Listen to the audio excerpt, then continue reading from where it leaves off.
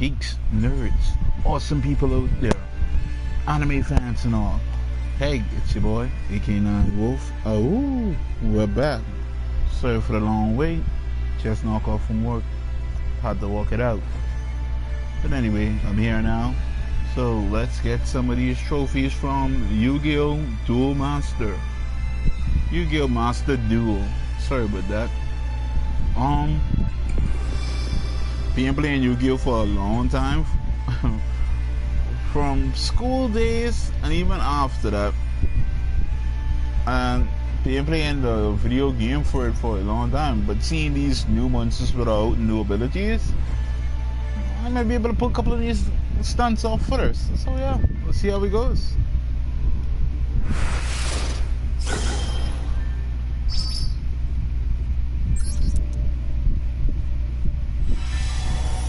Let's see what we get. See what we get. Look like a legendary. Okay, we got a legendary guy. Ooh, let's see what we get. Let's see what we get. Let's see what we get.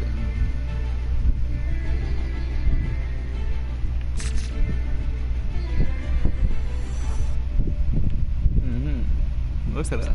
Look at that artwork. Beautiful. Oh, wow. I see what you're saying. That's a vibe. Raw, yeah. Cool.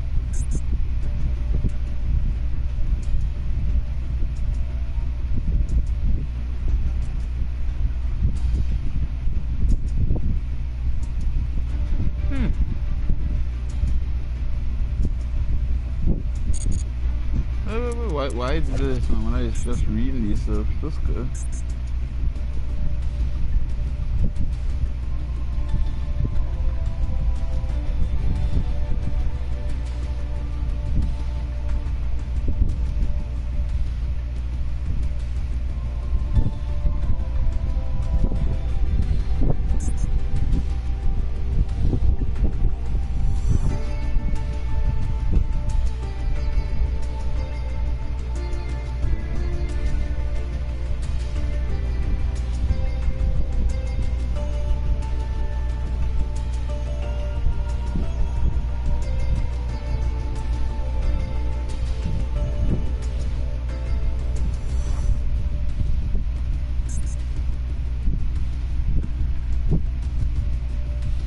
Okay.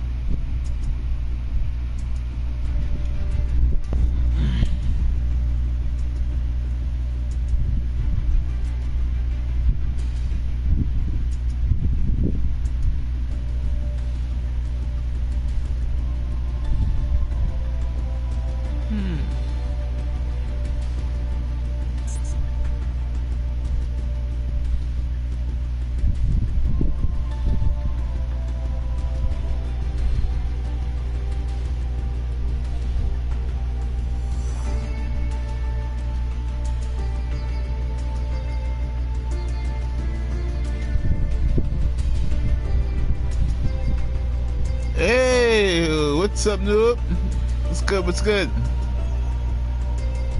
Thanks for showing up. Hope you had an awesome day today. Yeah, playing this new Yu-Gi-Oh! Monster Duel. It's good so far, and the best part, it's free and it's for the PlayStation 4.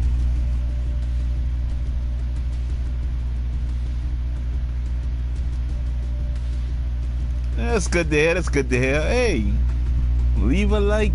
Leave a like if you could. Really, truly appreciate it. And if you haven't subscribed yet, you know what to do. Really, truly appreciate it. Thanks, guy.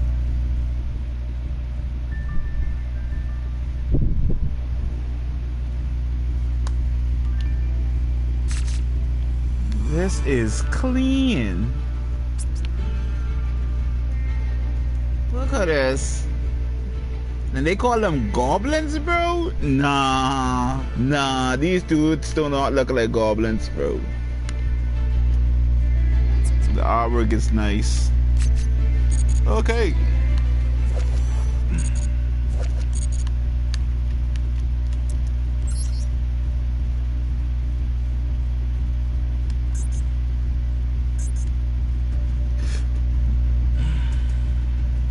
Let's get into a duel, shall we?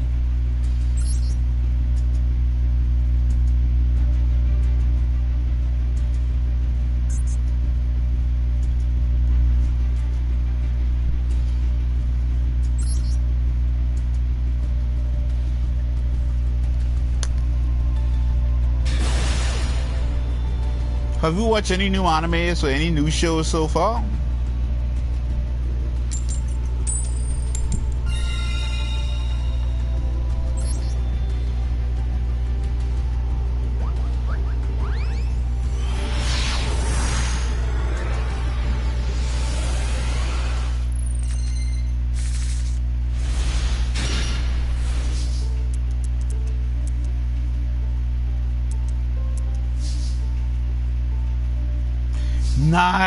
Nice. Okay, do you like how Netflix did it, or you like the video gameplay of it more?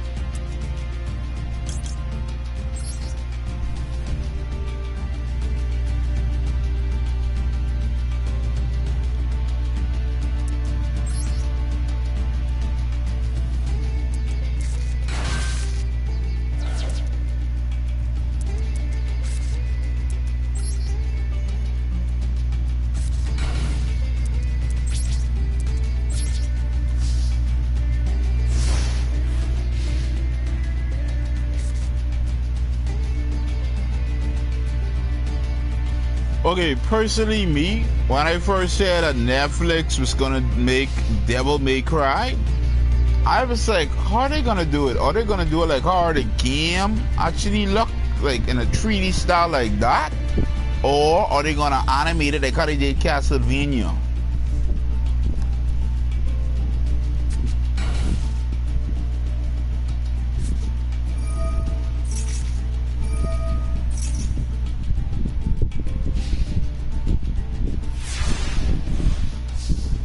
Oh wow. All right. The one what I've played, I played on the PS3, the Xbox 360, and I played on the Fire Stick. The game is nice. Not gonna lie to you, the game is actually a good game. If you like in the old school fashion, slash 'em up, shoot 'em up, with a nice story behind it, Devil May Cry. It's a nice classic. Next to Ninja Gaiden and Metal Gear Solid.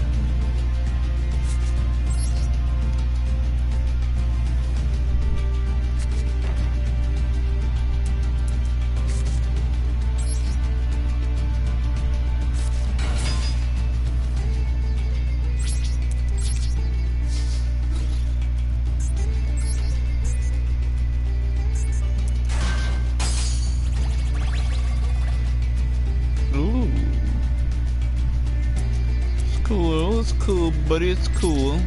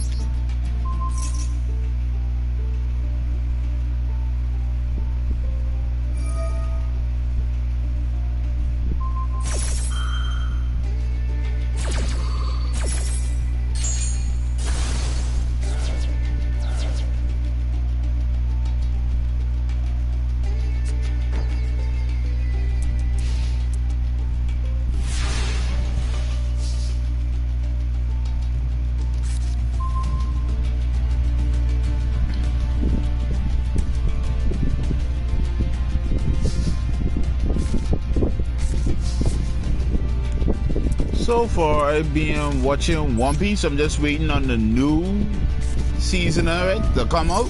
I've been reading the manga to keep up with it.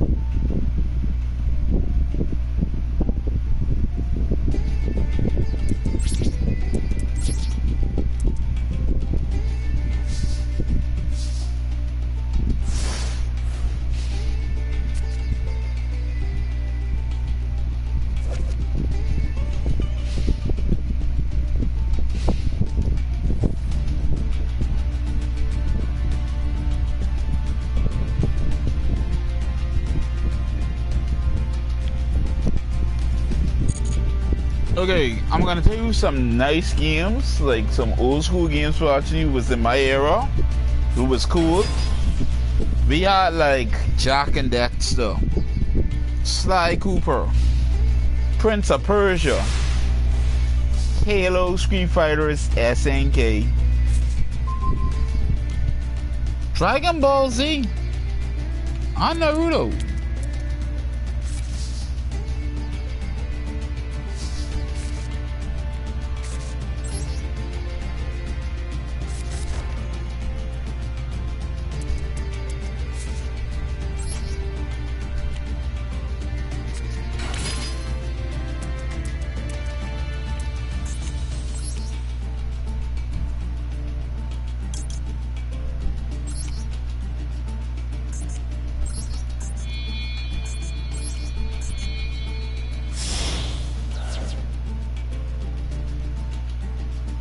Yes. What? You're playing it now?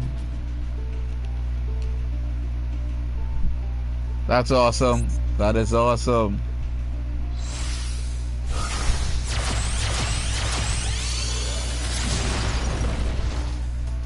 Yo.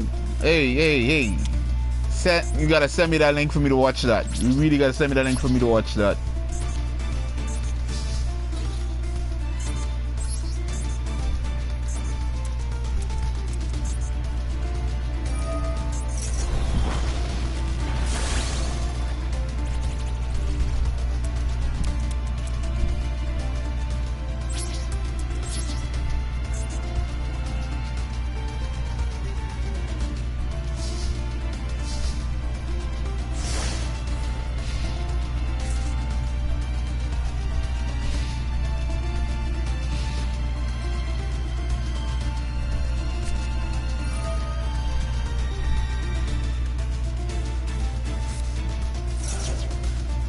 Playing Sly Cooper 2, but out of tears. See? Oh, and that's a good game. We need to try out Crazy Monkeys Part 2.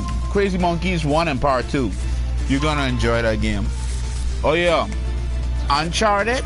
Uncharted is a good game too. Like from the PS3 straight to the PS4. Uncharted is an excellent game. And Far Cry.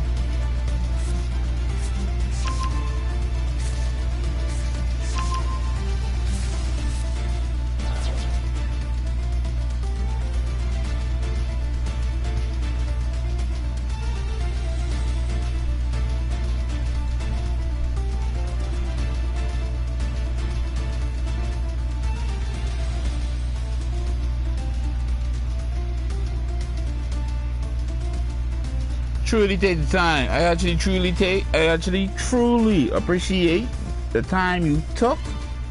The time you take to actually come to watch my channel. I truly appreciate it.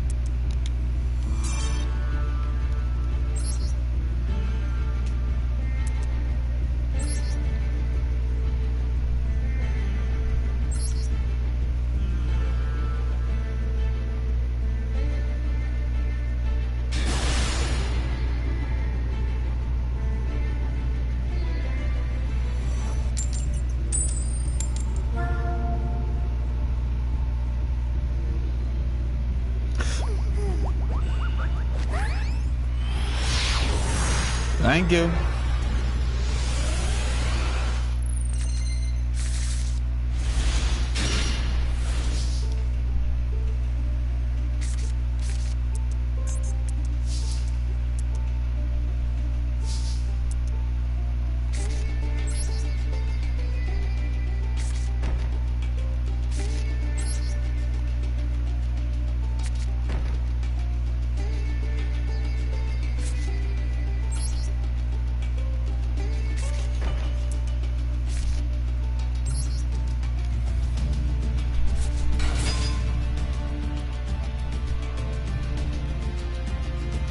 All right. Give me a sec. Give me a sec.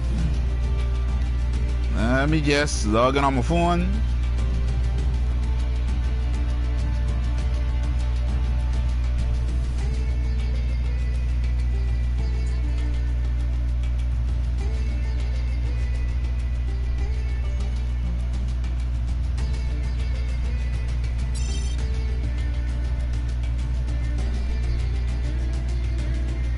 Hey, thanks for the sub. Truly appreciate it.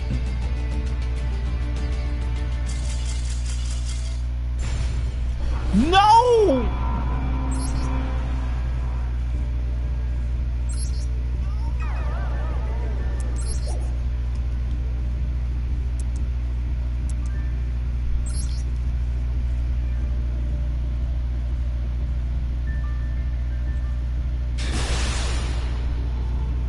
Well, wait.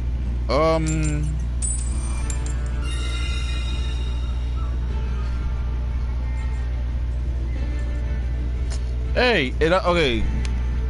It hasn't shown up on my live screen, but you could actually send it to my email. My email address is right there. Give me a sec. Let's see if it's still up.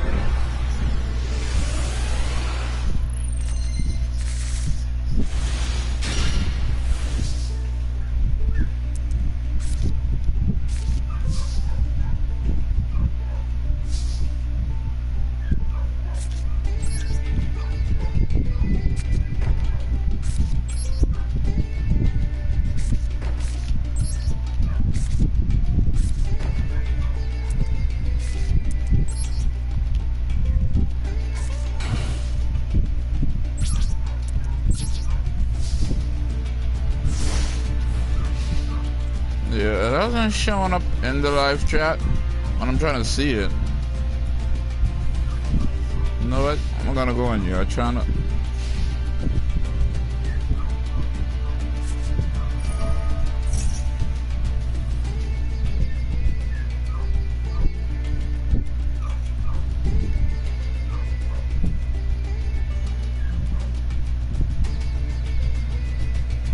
Hey! Nice. Happy for you, bro.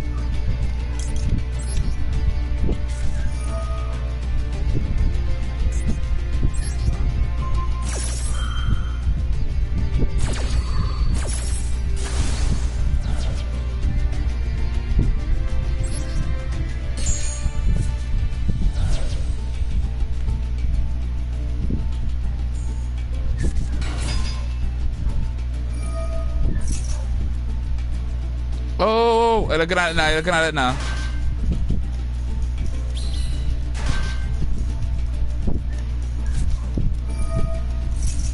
Because you're actually playing one of my classics that I enjoy.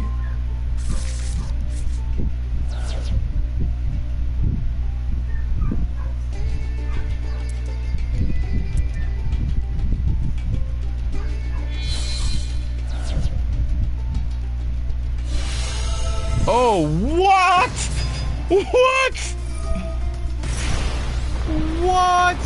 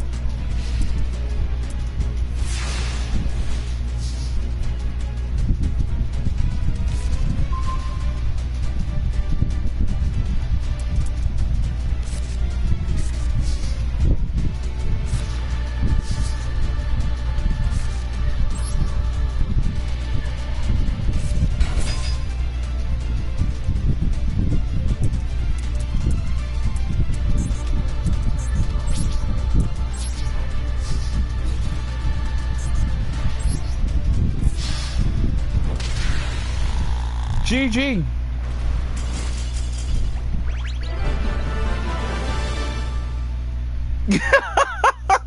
Yes, he did. He did. he actually did.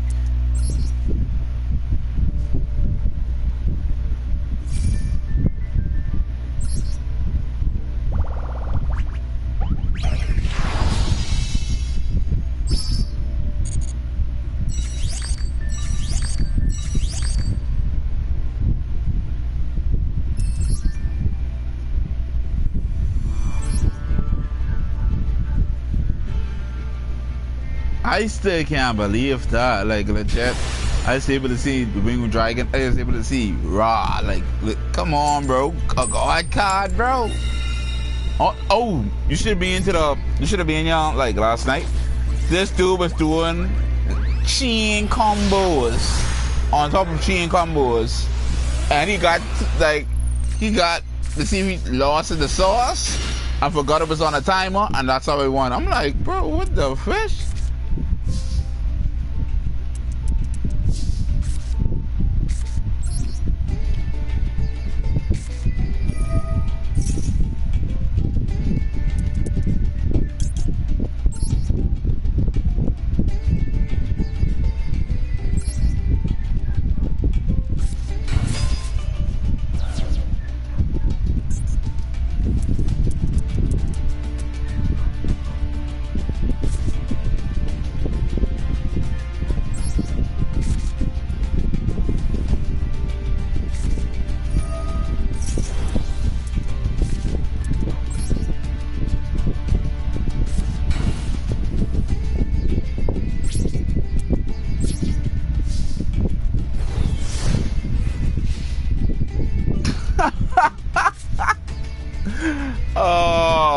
Oh wow.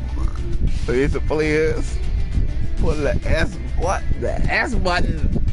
You serious, bro? That's wild. That right there is crazy.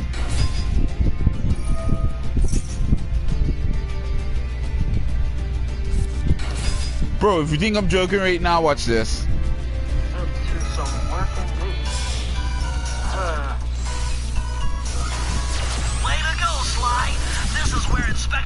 Yeah. Yes, you made the video funny. You did. I haven't seen this game in decades, bro.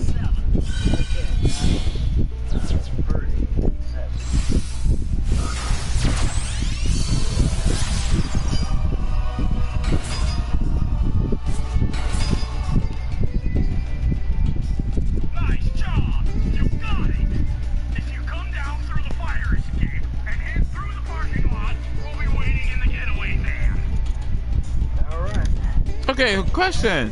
How are you playing this? You watch this actually the physical copy of the game and you just recorded it, or is it emulator? Is it an emulator?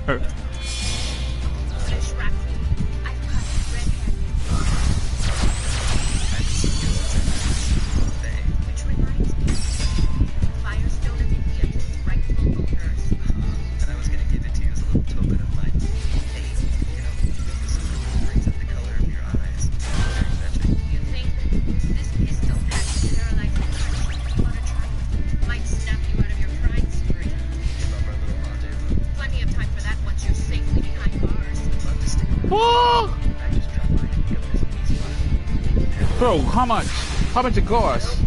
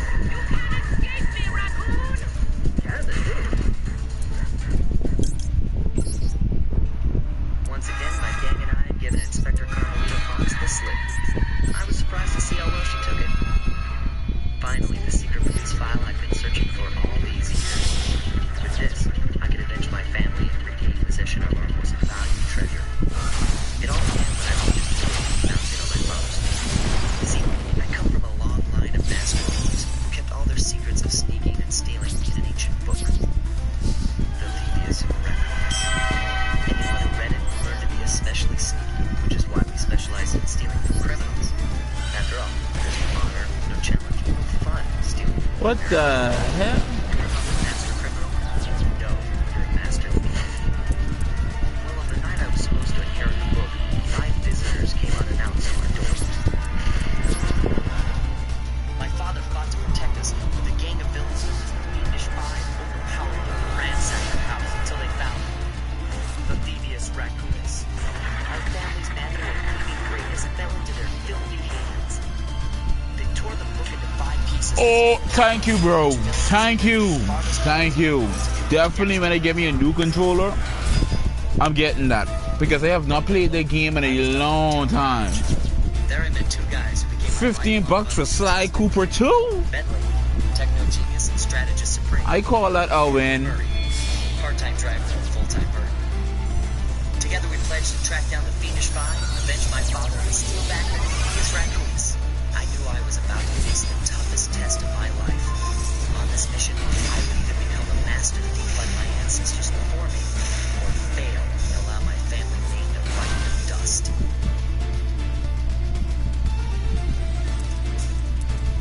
Well, that definitely explains all of it.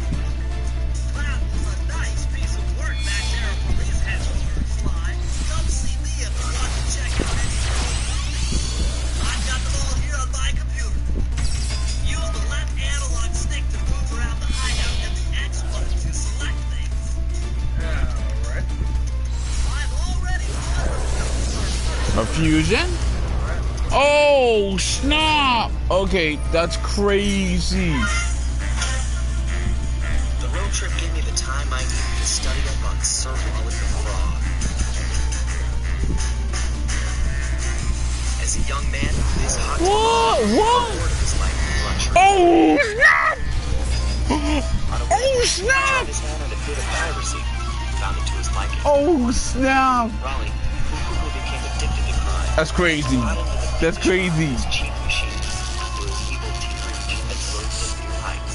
Red Eye Stock Dragon. The last reported sighting of this mad machinist was off the soggy coast of the Isle of Rat, a small island uncomfortably situated in the middle of a perilous Welsh triangle.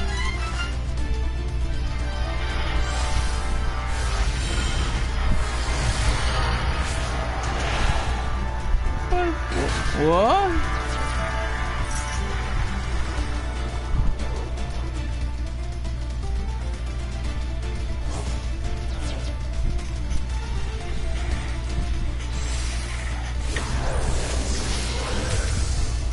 What?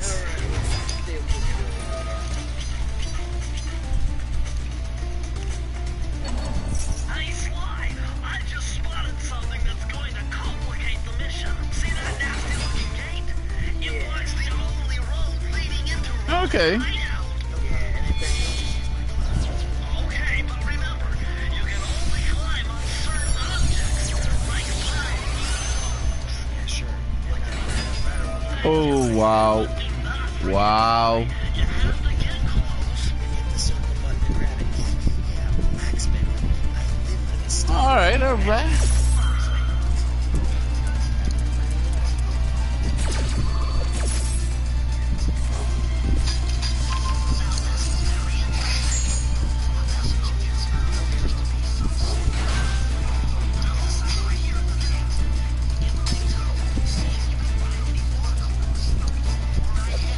Kyber Saber, Lightning Shadow. But this is actually supposed to be this guy at the first night, but it's like a new form.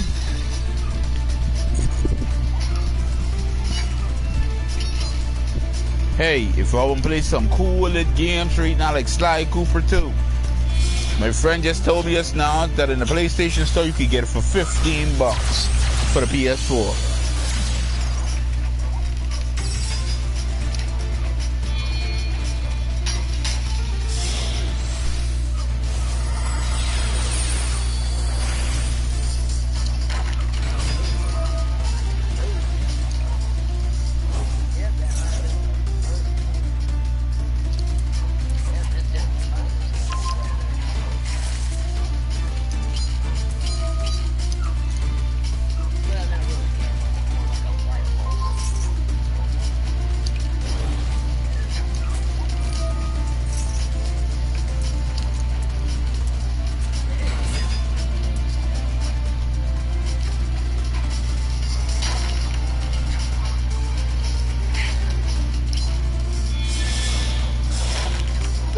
a fish? Wait. What's going on here? Oh.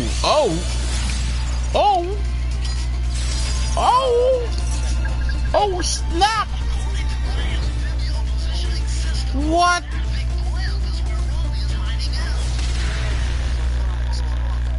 GG.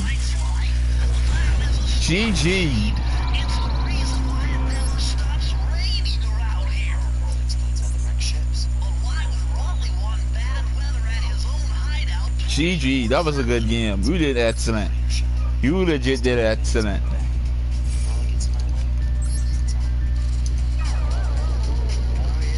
Don't worry, buddy, we can get him next time.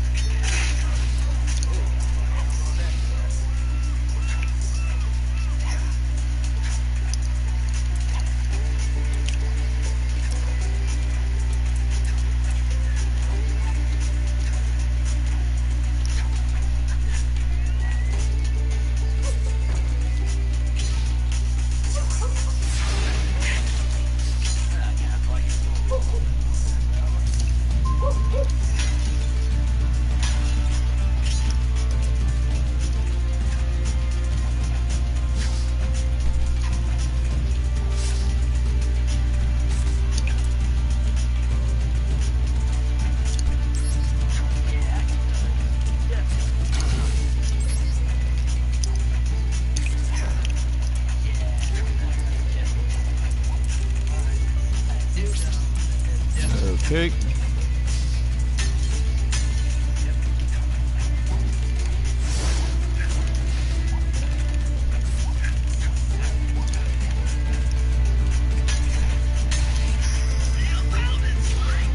Exact, bro. That's how I was able to defeat that card he had.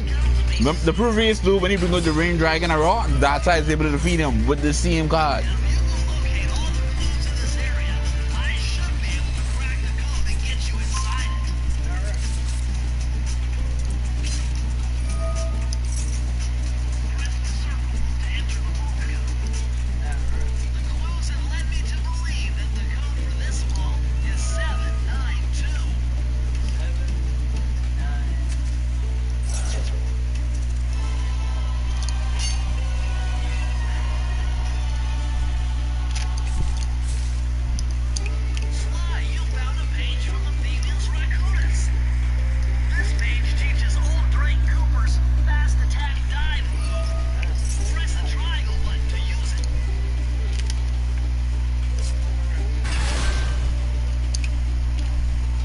Ooh.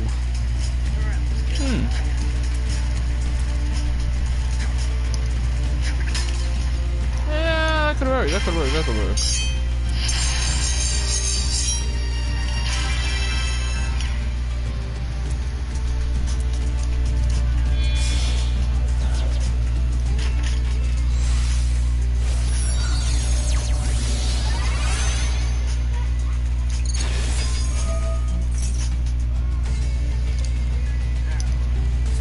$3,000.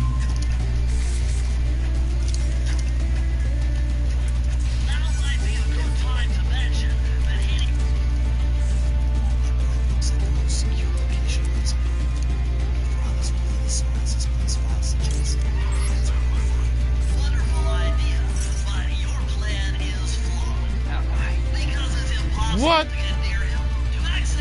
I will be watching those.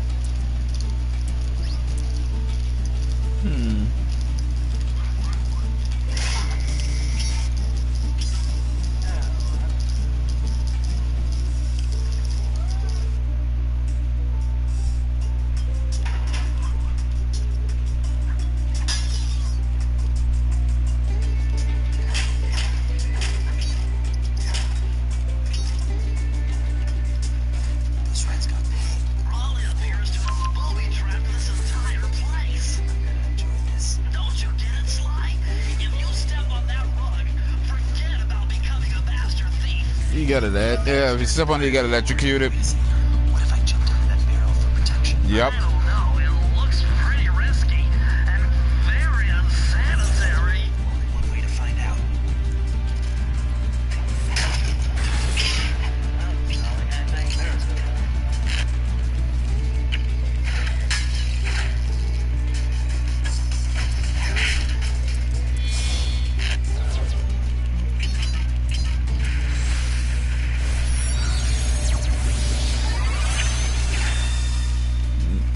Nice. You are so good. I bet if you stay still inside the barrel, the guard won't be able to see you. Even if he shines his flashlight on you.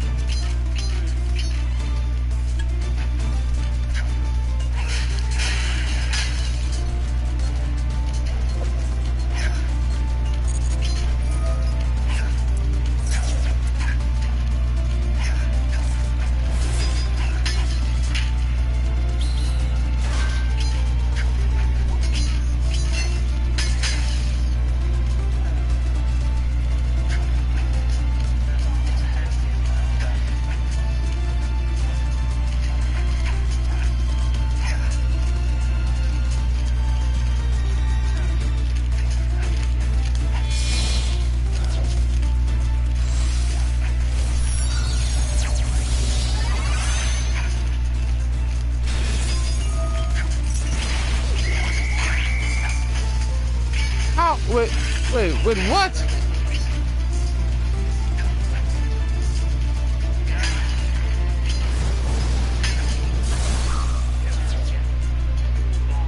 Okay.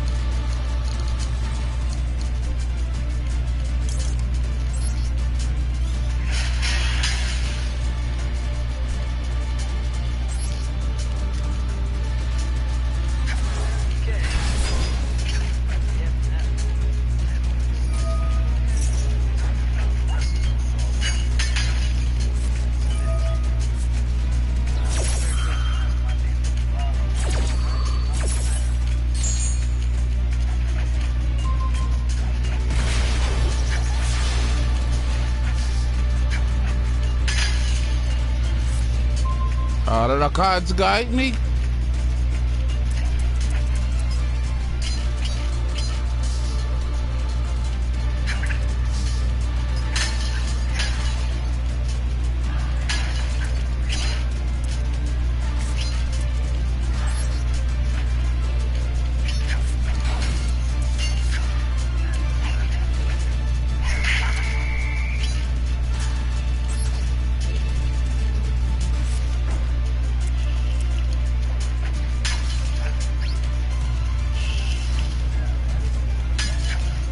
TM 500.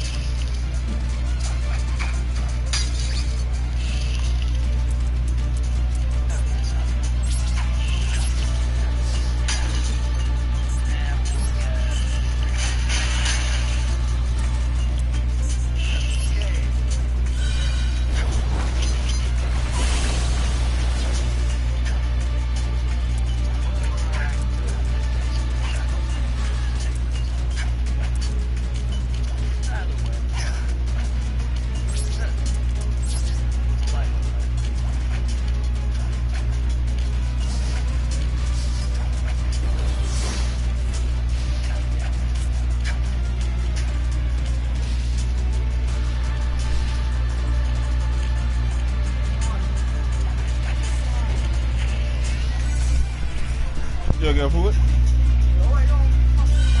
Shit.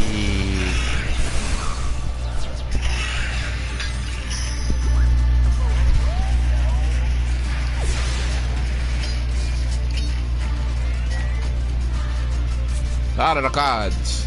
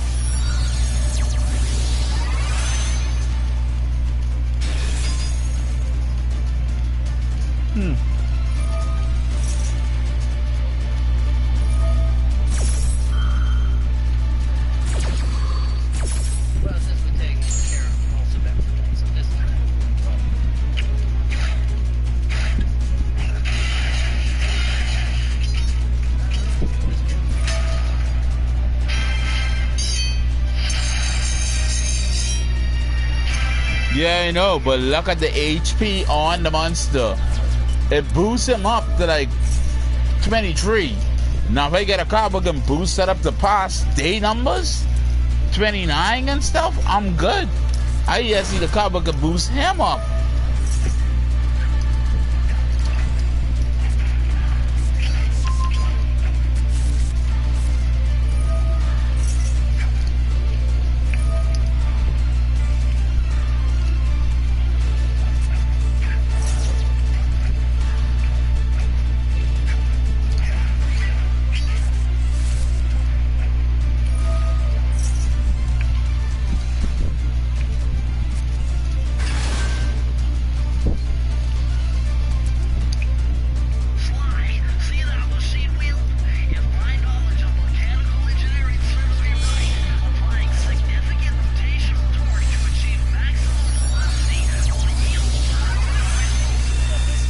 Woo! Wait. Let me see this card real quick.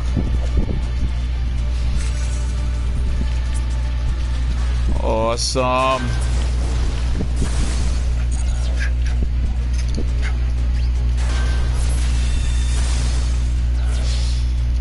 Good game. GG. I hope you got a trophy for it.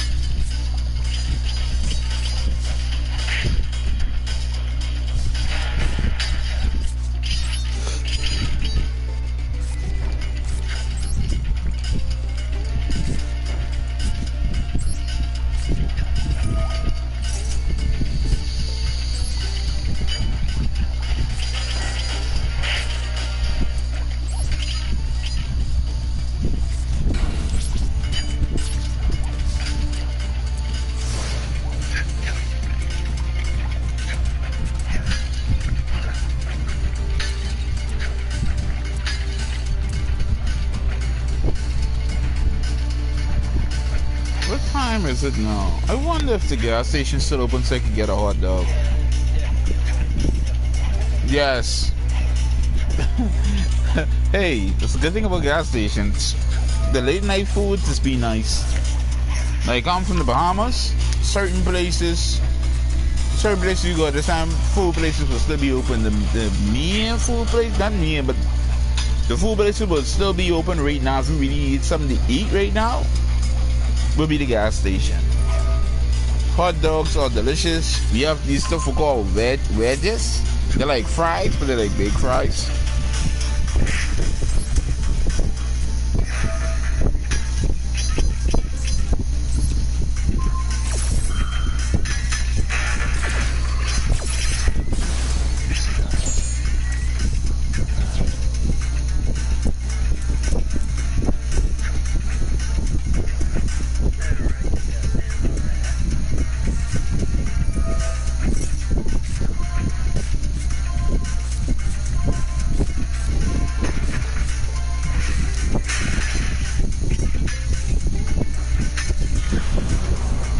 What?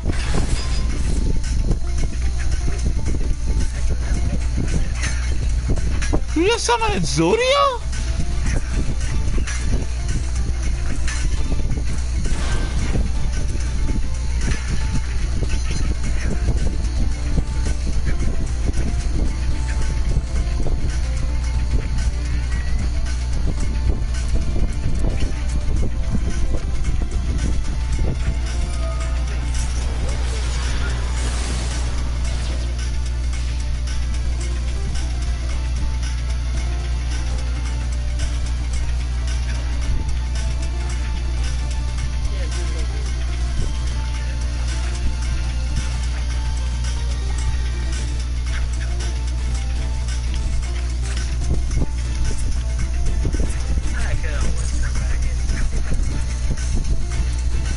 Oh. Oh.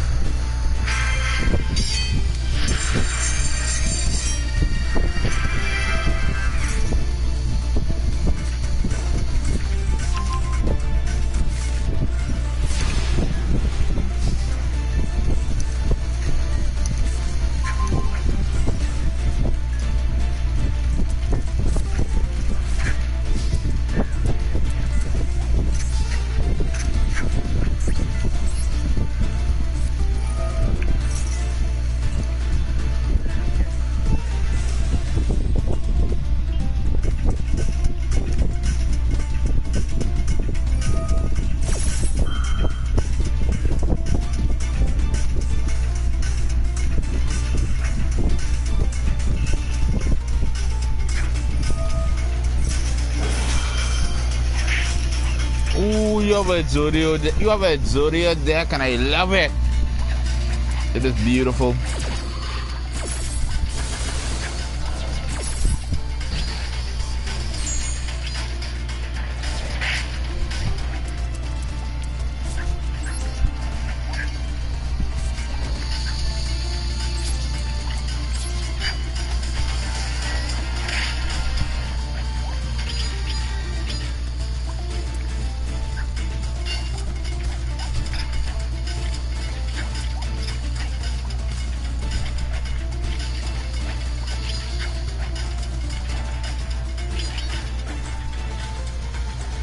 And attack was just wow.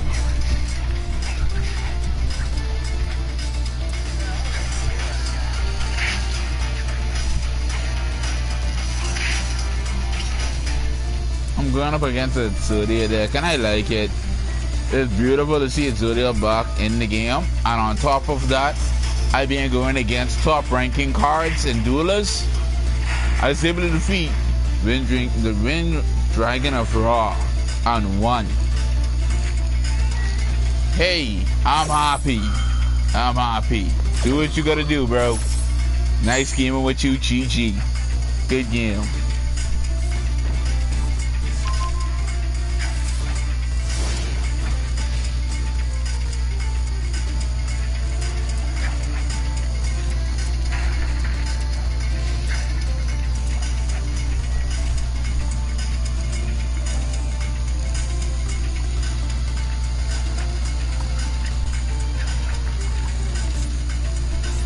Yeah, I only gotta upgrade my deck a bit. That's all.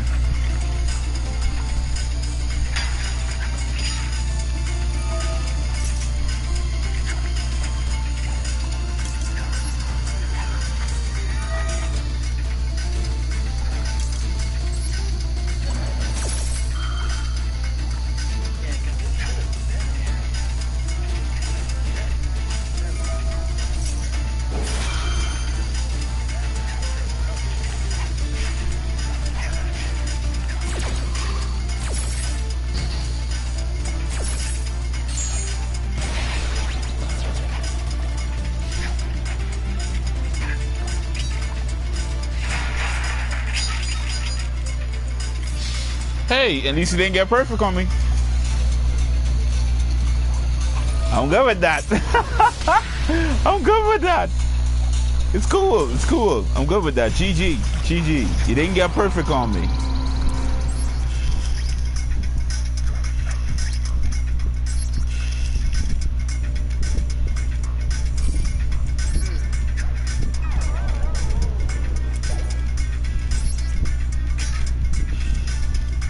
Hey, give me a sec. Give me 1 sec. Let me try to get some of these.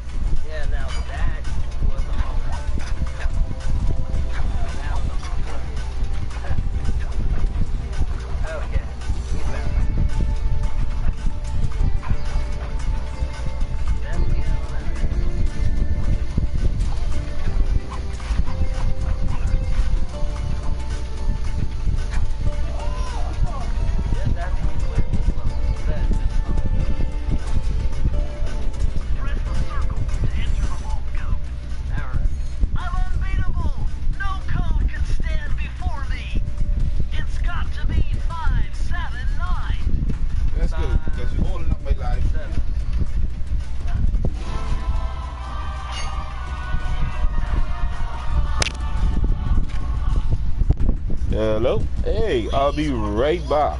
Gonna get some of these. Entire operation. I wonder. Yes, I can wire this info directly into your binocucom. It'll show you the position of nearby clues and breakable objects. Alright.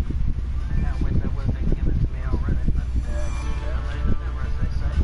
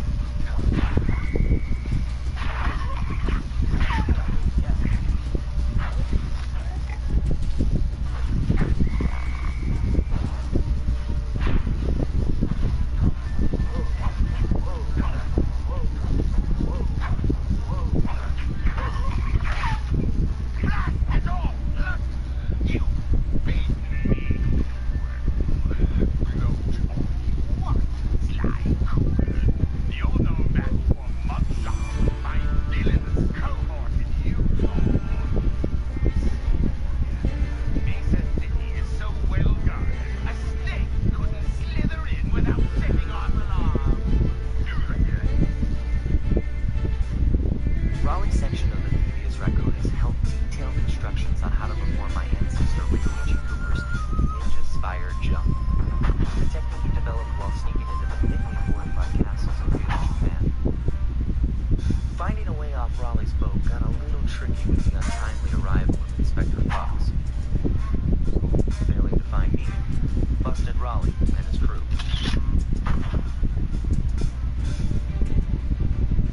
With the storm machine out of commission, friends found their way back onto the ocean, and the mystery of the Welsh Triangle faded from memory.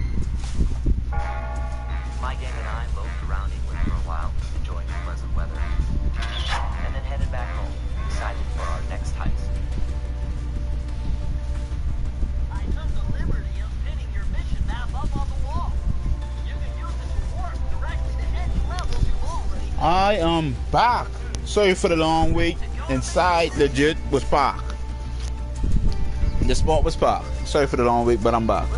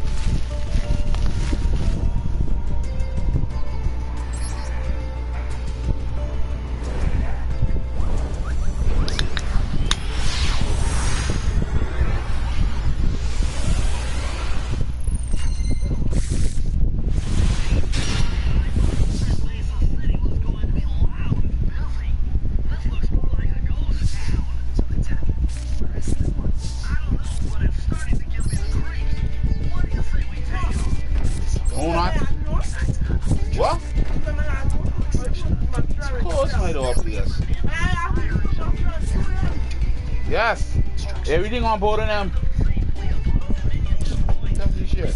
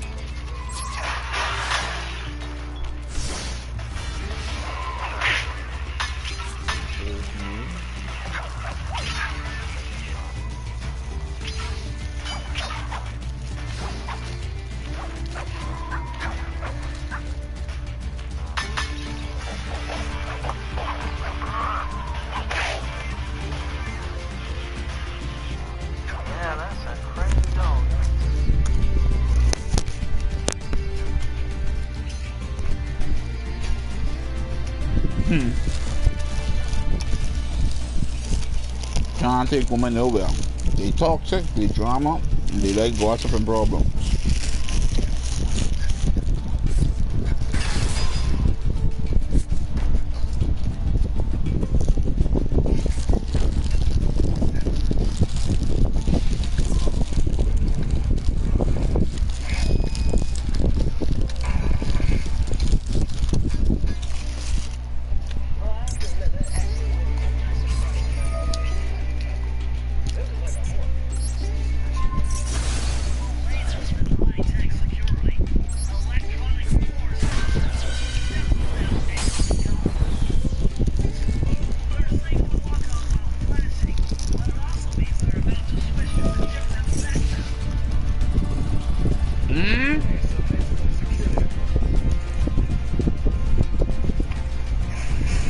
What the hell is happening?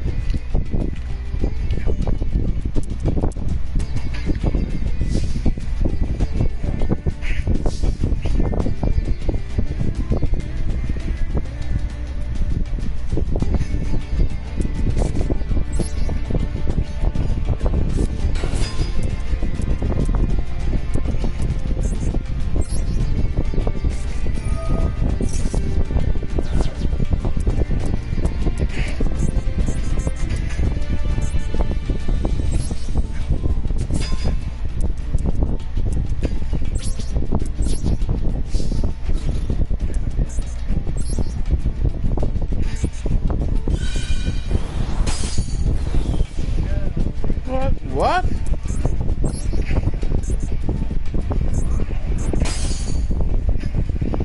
What?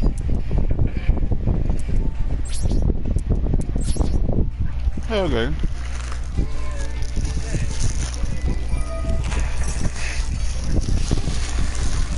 Wow.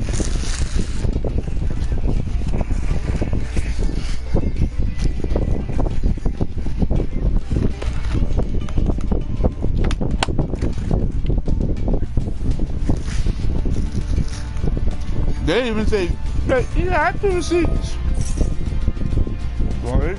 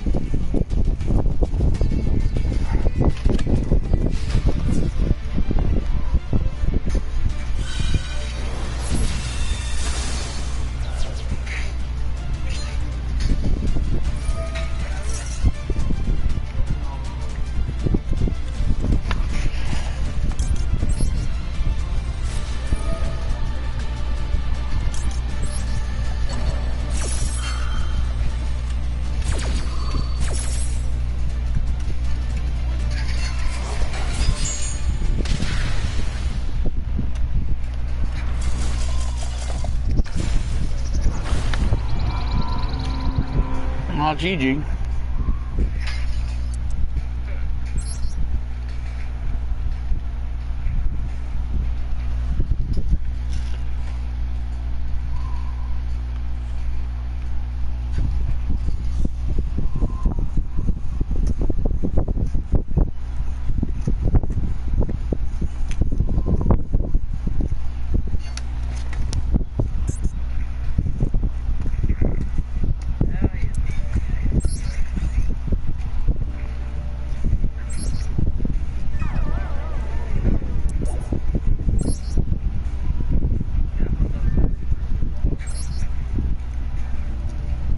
After this, I'm gonna play some Apex.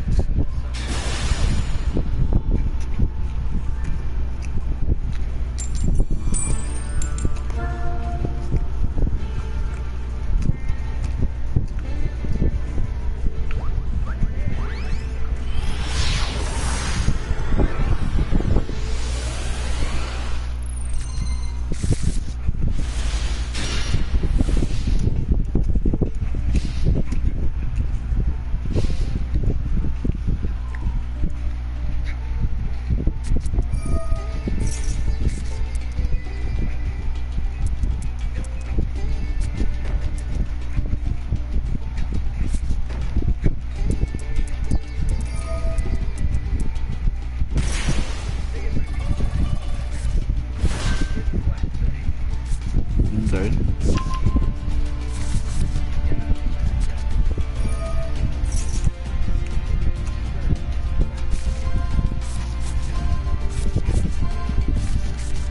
Let's do it here.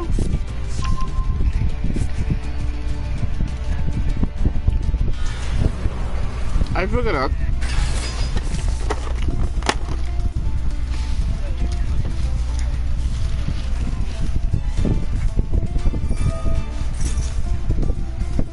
Nah, yeah, like point to that to do that. Yeah, I know.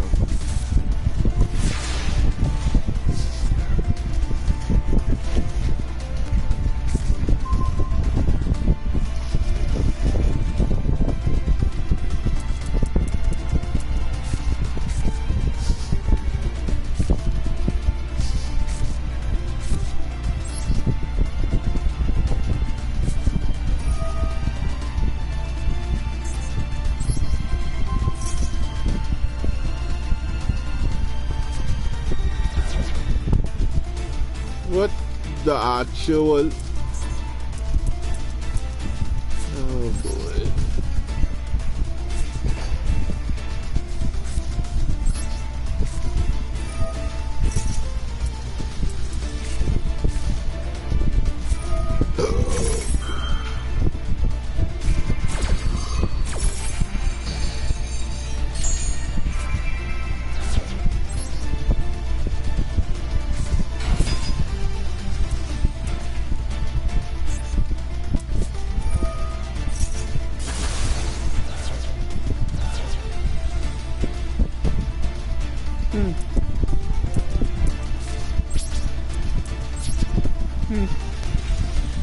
Wow, too bad you want to go first.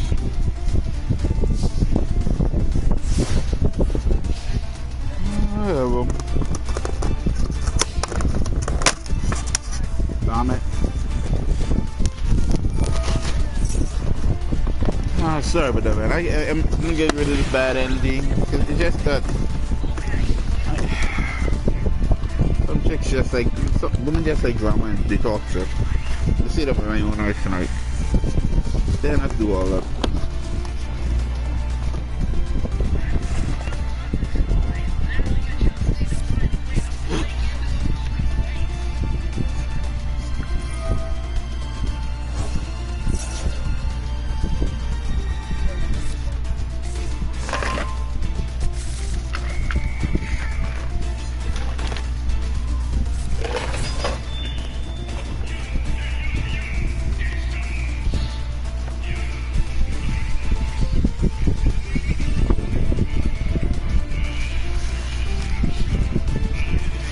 Is it my go now?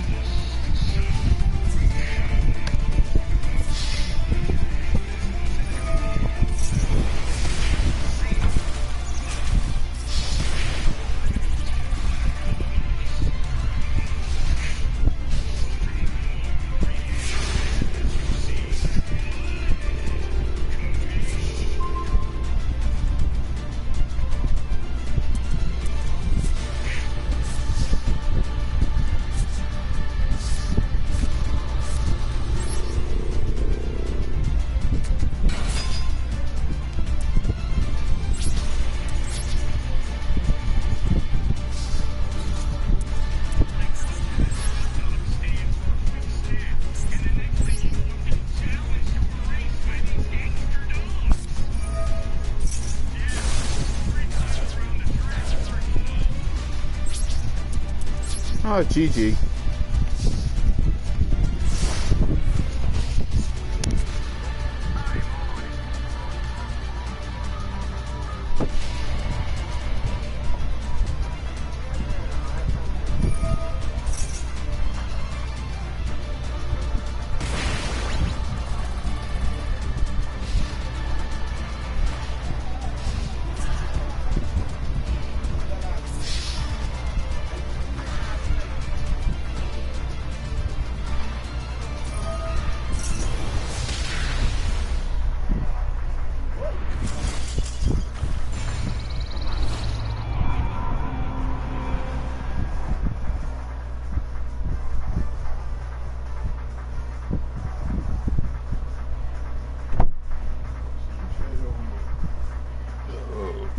They can't live off unless they get a negative feedback.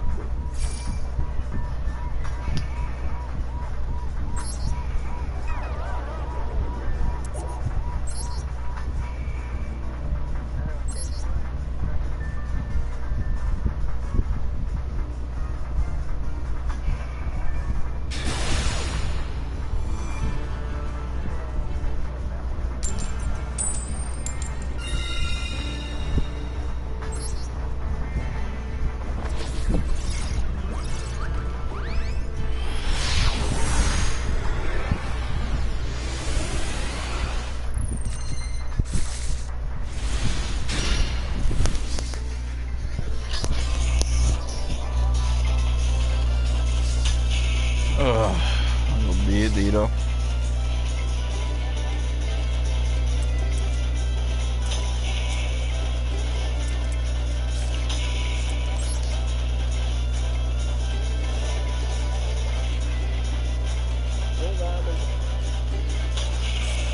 Yeah, you gotta, after a workout, you gotta take a bath.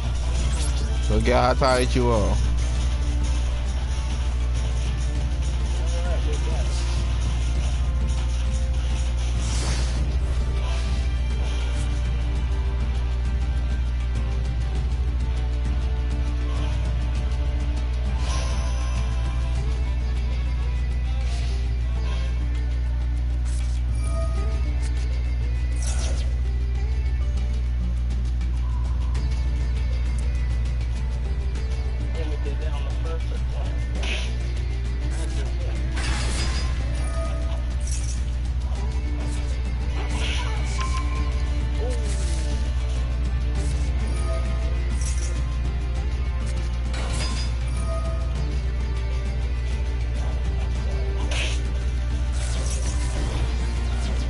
What the heck?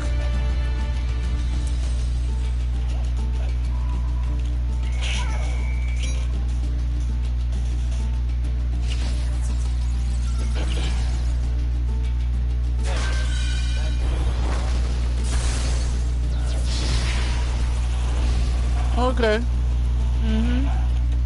It's cool, though. It's cool.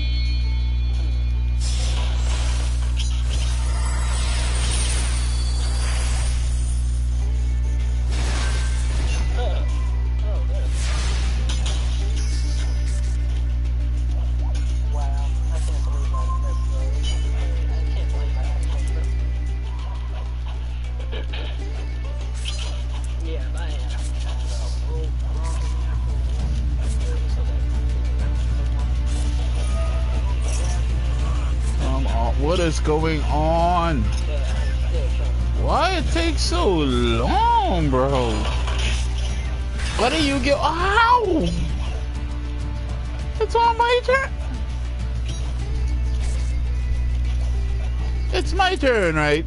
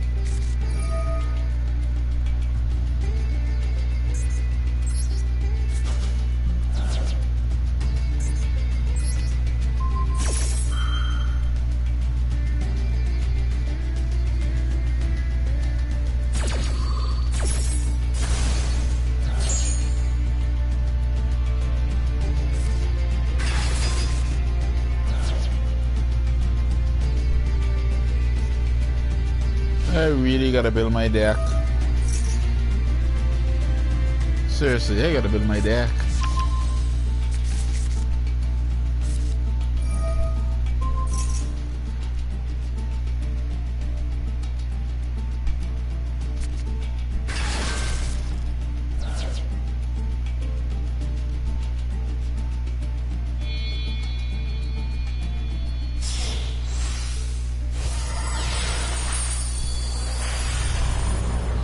Nice. Now that's a, what kind of a card is that?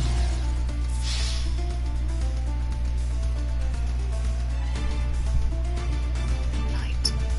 Today I got a very, very profound message, and right off the bat, I've been getting the sound of someone feeling heartbroken, and it's interesting because this is someone who did not believe in me.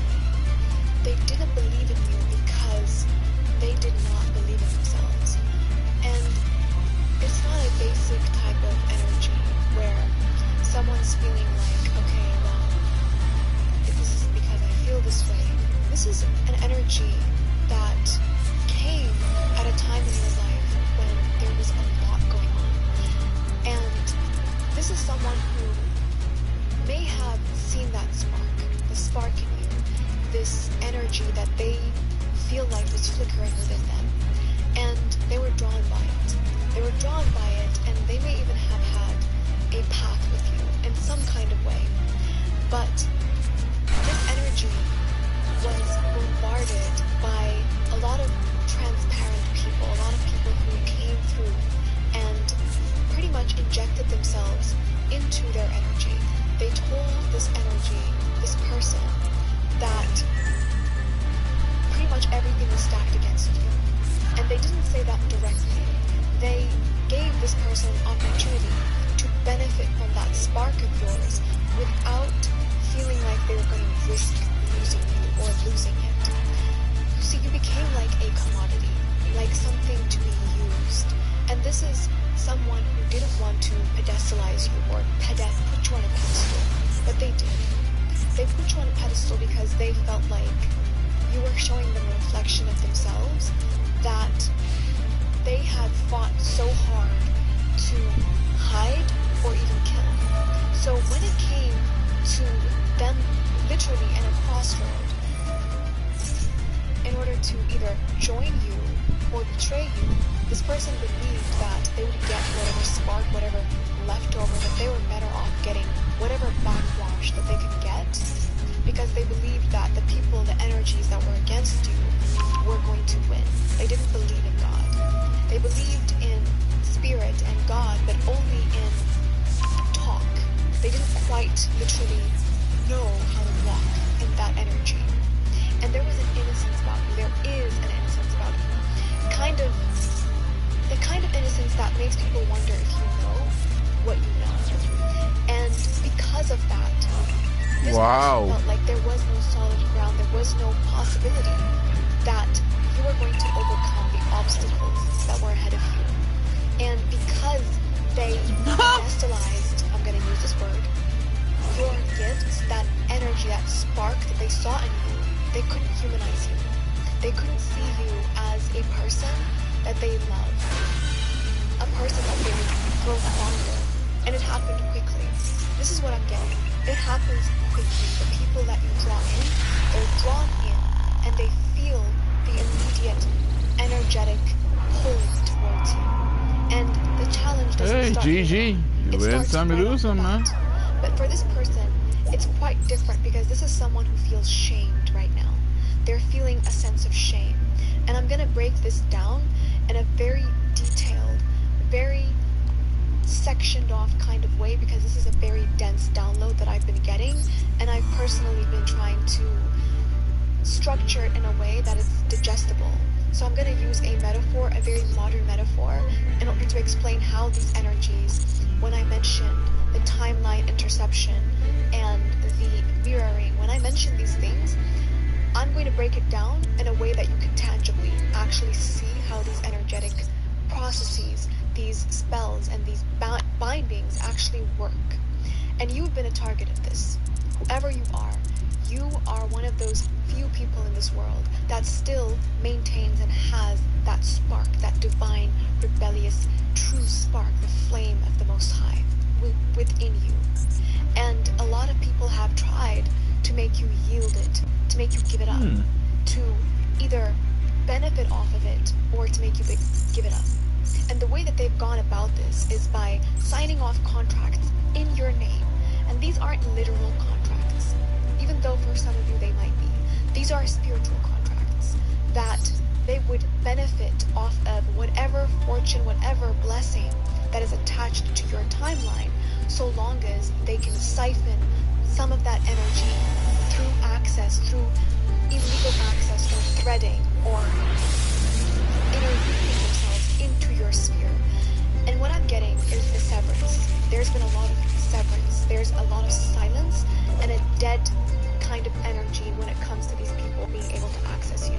And this is where this energy's heartbreak resides, because they believed that whatever benefit that they were getting out of hurting you, out of pretty much handing you over, or being just another person that stabs you in the back, however came through in your life, they're so heartbroken because you have contradicted or completely shattered the expectation that you wouldn't overcome this.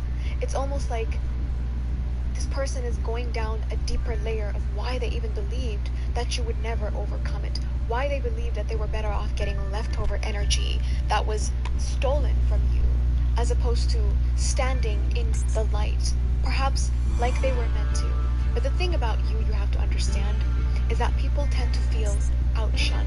They tend to feel, why not me? That is the energy that this person, this energy has carried throughout this entire channel. This is a specific energy that I mentioned in my blog, Affianced, which, by the way, not to sidestream, there's going to be a new blog coming out to break down these energies so that you can understand and categorize them and see them if they're working through certain people, or if you have come across it in some way, you're going to be able to spot the pattern. And I'm going to name them. And one of the blogs that I've named is the Affianced, the energy of a threshold person. This is a person that can easily be used by oppressors, and they can easily be transitioned into a chosen one, or a joker, or a initiated one, an enlightened one. But they have to make these difficult choices. These karmic choices have to be leveled in their life. And for this person, they were in this contradiction of loving you, but the position that the Most High had them in was of service, of servitude to this specific path. And the servitude was so painful for them because you were reflecting a part of this person that they used to be. That's the part that really irked this person. They used to be whatever you were reflecting back to them. And they felt personally targeted, like if I weren't strong enough to overcome those who came against me to take my spark, how can you be? How can you be strong enough to overcome this? And if they felt like a lot more was against you than it was against them, it was also a pride, a sensation of pride rose in this person's spirit, that they almost felt like, you know what, I don't want to see this person thrive. I don't want to see this person actualize their Christ consciousness, their full potential, because what would that say about me and what I wasn't able to do? What would that say about me? And how could I feel proud and in place with this person? Because more likely than not, this person got a sensation that you were their soulmate. They got the sensation. It wasn't a one-way street. And how can I stand in this person's energy without feeling like a subordinate? But that was the challenge. That was the karmic lesson that this affianced had to go through. And so they chose a dark path. They chose a path that would victimize you, a path that would attempt to strip you of that spark that they felt like used to be theirs, was still theirs, but flickering. And they have been transitioned into what I've called in some of my videos here. Whoa, what we got? What? That they cannot quite shake. Their karmic debt has been deemed. But this goes far, far. It reaches far into your life. It reaches into the parts of your life that are aligned with people, family, friends. Let's go! Lovers, ex-lovers for some of you, that have aligned themselves with this resistance, with this mimicry, with this energy of envy and jealousy that has tried to fight you, especially because you were there to save them in some way, not by sacrificing yourself. But this is what is happening. The timeline that they've intercepted has been reversed. So these energies, what they've done is this. Think about the timeline interception like a Bluetooth device, right? You've got your Bluetooth device in your home. You're playing your music. You hear whatever music that you are listening to directly channeled from source, right? Everything that they have done has disconnected them from source. They have lost the trust, that spark, that divine flame that has connected them since they were a kid. And so what they do is they hog your light. I call them a light hogger, meaning they attempt to intercept your Bluetooth device by connecting their whacked up channel. So some of them go as far as not just intercepting this stream of download, of creativity, of passion, of sexual energy, of divine energy. They don't just siphon that and put it into their life, meaning they taking your music from your home and they're listening to it in their home. Not only did they do that, they have tried to mute your music so that you don't listen to it. And since this, why does dude look like he belongs in JoJo Bizarre Adventures? And he looks like a stan. What the hell? Divine has intervened, and I'm hearing kind of like these angels that are specifically associated with ritual abuse, like Saint Michael or Michael. I forget the other one, starts with a B. These angels, these guidance, 1 tuner plus have 1 been non around tuner. this whole time. Especially if this is a constructed ritual, if this is an actual, legitimate ritual, and then this person has been involved, and these people have been involved. This is for some, very few of you. But for the rest of you, this is an interception of divine energy.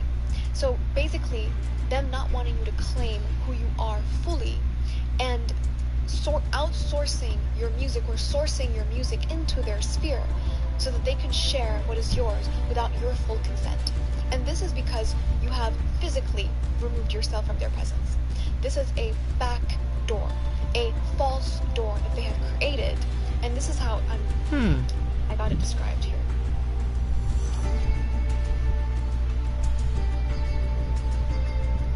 When they decide to hijack and intercept your signal, kind of like a rogue Bluetooth device, like I mentioned,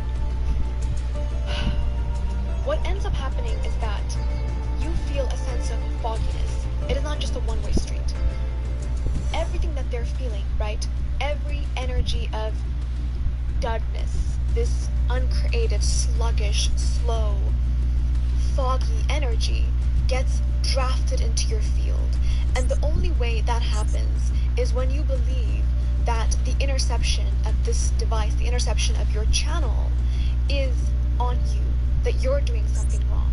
You see, that is the back door. That is the false energetic door that they get you to open in order to yield this spark to them. It's all energy. It's all energetic.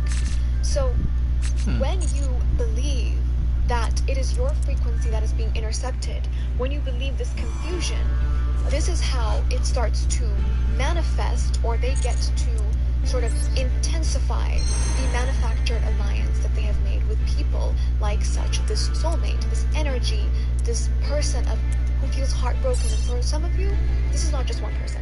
This is multiple people who truly underestimated you, who truly underestimated not just you, but your guides, the Most High, and every single source that will fight tooth and nail to make sure the human spirit, those very few rare souls out there who still possess that divine spark, that connection to source, are a valuable inheritance to this world.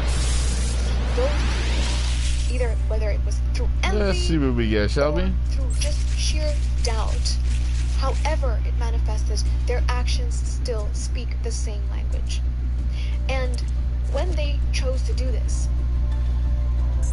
and you believed that it was your frequency that was being intercepted, what they did to sort of seal that in and to continue manifesting this disoriented feeling was creating these false alliances This is how they effectively make you live their timeline while they intercept yours.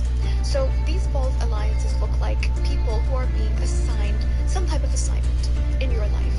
This could be an assignment of confusing you, giving you heartbreak, making you feel like your friends aren't quite listening to you. This is all an interception to distort the mirror, the reflection that you're receiving back from other people, in order for you to doubt that feeling, that sinking feeling of, is this me? Am I doing something wrong? Should I be feeling shame and guilt about something?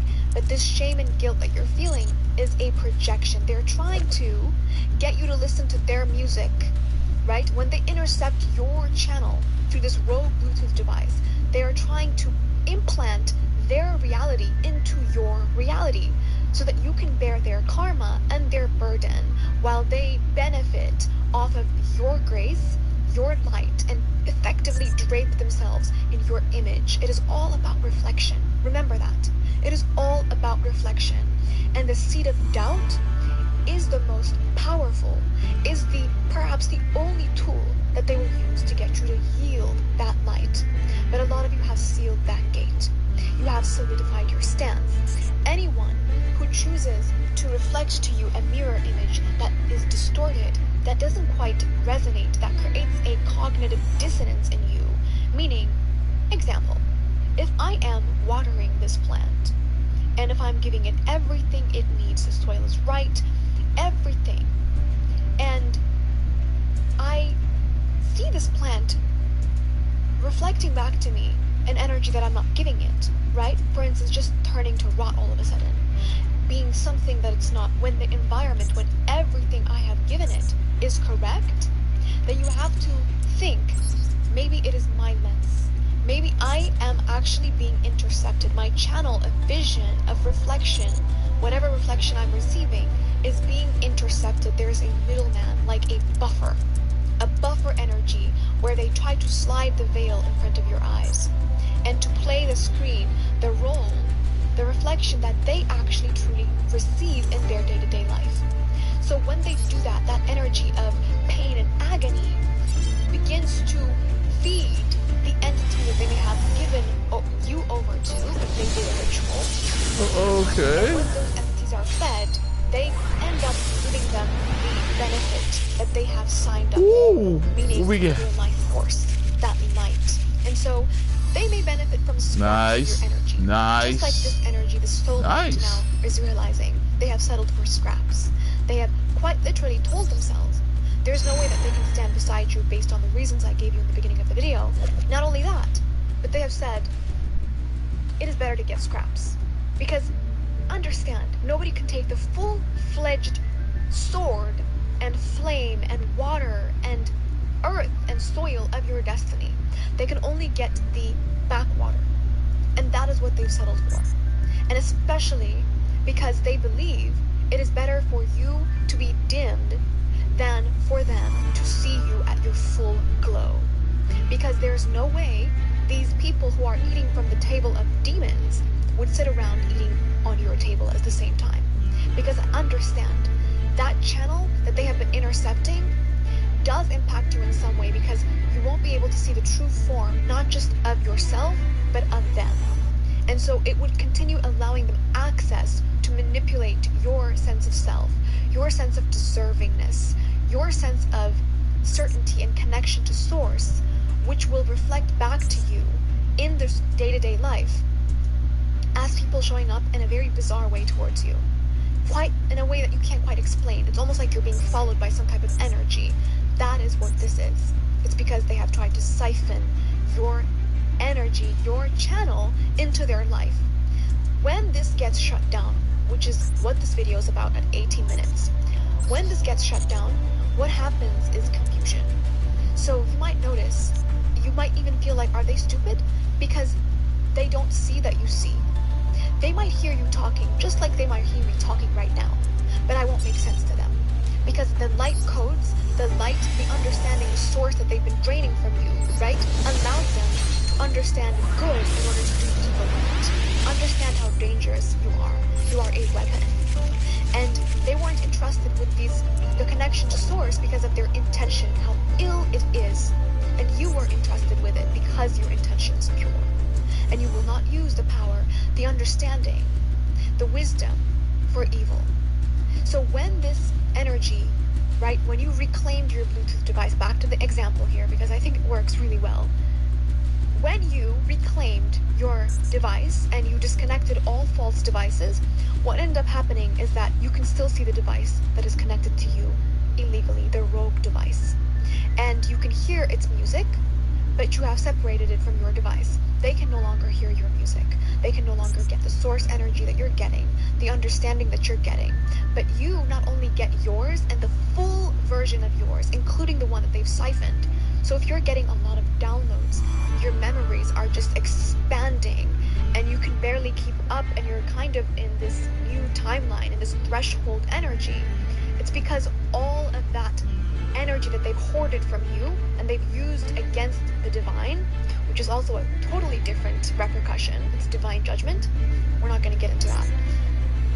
All of that is being returned to you, rerouted back to the original source, the original Bluetooth device.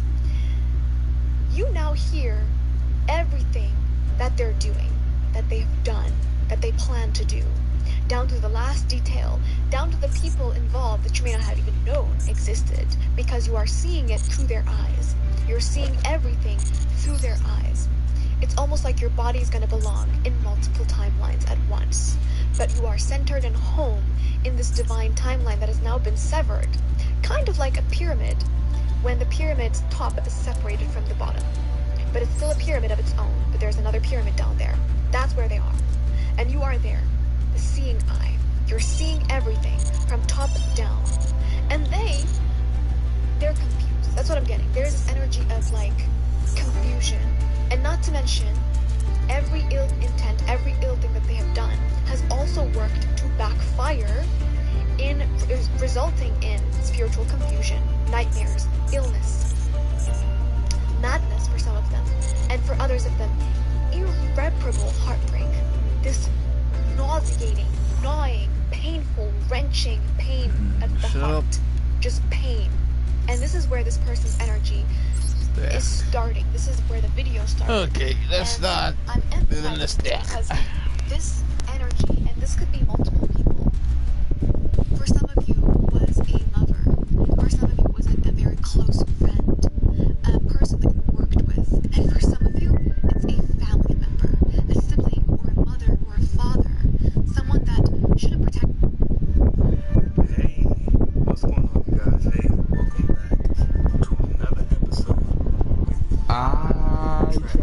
Big shit I thought I'd track and tap it in like a huge shit I thought of me. I stepped out of the office for a quick second, but there's so much to look at, so the show must go on.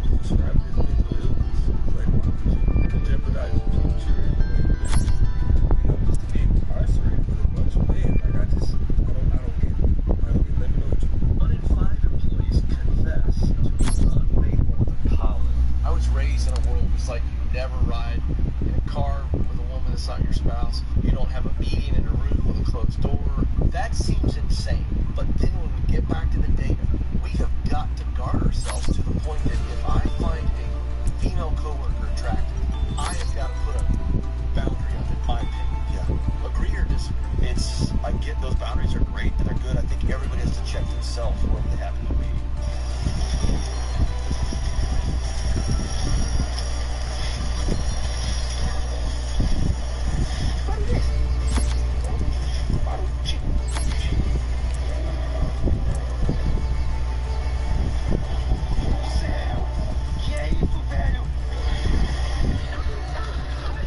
Can someone, please, just one of you, just blink already? The White House has just announced that China will now be facing a 245% tariff as a result of their retaliations against the U.S. And what are those, you may ask? Well, China's ordered all their airlines to stop future Boeing deliveries and ban the purchase of U.S. aircraft parts, which, keep in mind, is one of America's biggest exports. On top of that, Hong Kong has suspended postal services to the U.S., meaning they are now refusing to handle any packages coming from or going to the United States. And then, for the biggest blow, China has now paused the exports of 7 critical rare earth minerals. That is significant because these rare earth minerals are essential for making so many things, like smartphones, cars, and even weapons like drones and missiles. And why that's such a big deal is because China holds a near monopoly over the production process of these minerals, a staggering 92% of global output. So you can look at that in 2 ways. One, that's crazy. Why would Trump pick a fight with China when they have that on the U.S.? And 2, the U.S. should not rely that much on another country, especially for something so critical, so it needs to change. Both of those ways of looking at it are simultaneously true. However, that doesn't mean that America doesn't have anything on China. A massive 1/5 of their entire economy is made up of exports, and China has around 20 million workers involved in U.S.-bound exports alone. So if U.S. buyers dry up because of tariffs, hit to China's economy will be significant. But I mean, at this point, it hardly matters which side suffers more as a result of this trade war. So ultimately, when the rich lose investments, the poor lose their homes. So please Testified in the Senate, I think you said, basically, the rich full a new safety agency that licenses any amphibious and refuse to license amphibious. Do you still believe in that policy proposal? I have learned more about how government works. I don't think this is quite the right policy proposal. Well, it's the right policy proposal. I do think the idea that as these systems get more advanced and have legitimate global impact, we need some way, maybe the companies themselves put together the right framework or the right sort of model for this, but we need some way that very advanced models have external safety testing and we understand when we get close to some of these danger zones. You've heard of Elon Musk's brain chip Neuralink, but what if I told you Switzerland just quietly outdid him? Researchers at EPFL have created a chip that can literally turn your thoughts into text with 91% accuracy. And get this, it's only 8 millimeters wide, processes neural signals in real time, and uses barely any power. This isn't science fiction anymore. This tiny chip could help people speak with just their mind. Even now, placing chips in your brain still seems like a bit much. I mean, even if it's just for something as simple as texting. Like, I use my fingers, man. That's why God created them, right? I don't see it. And if you know something I don't, then I'm going to throw you kind of away because people have just found out what's going on with soda cans. Soda cans or any type of soda go through a vigorous process to actually be manufactured, of course. These things are processed in the thousands and hundreds of thousands in these giant factories, most commonly in China and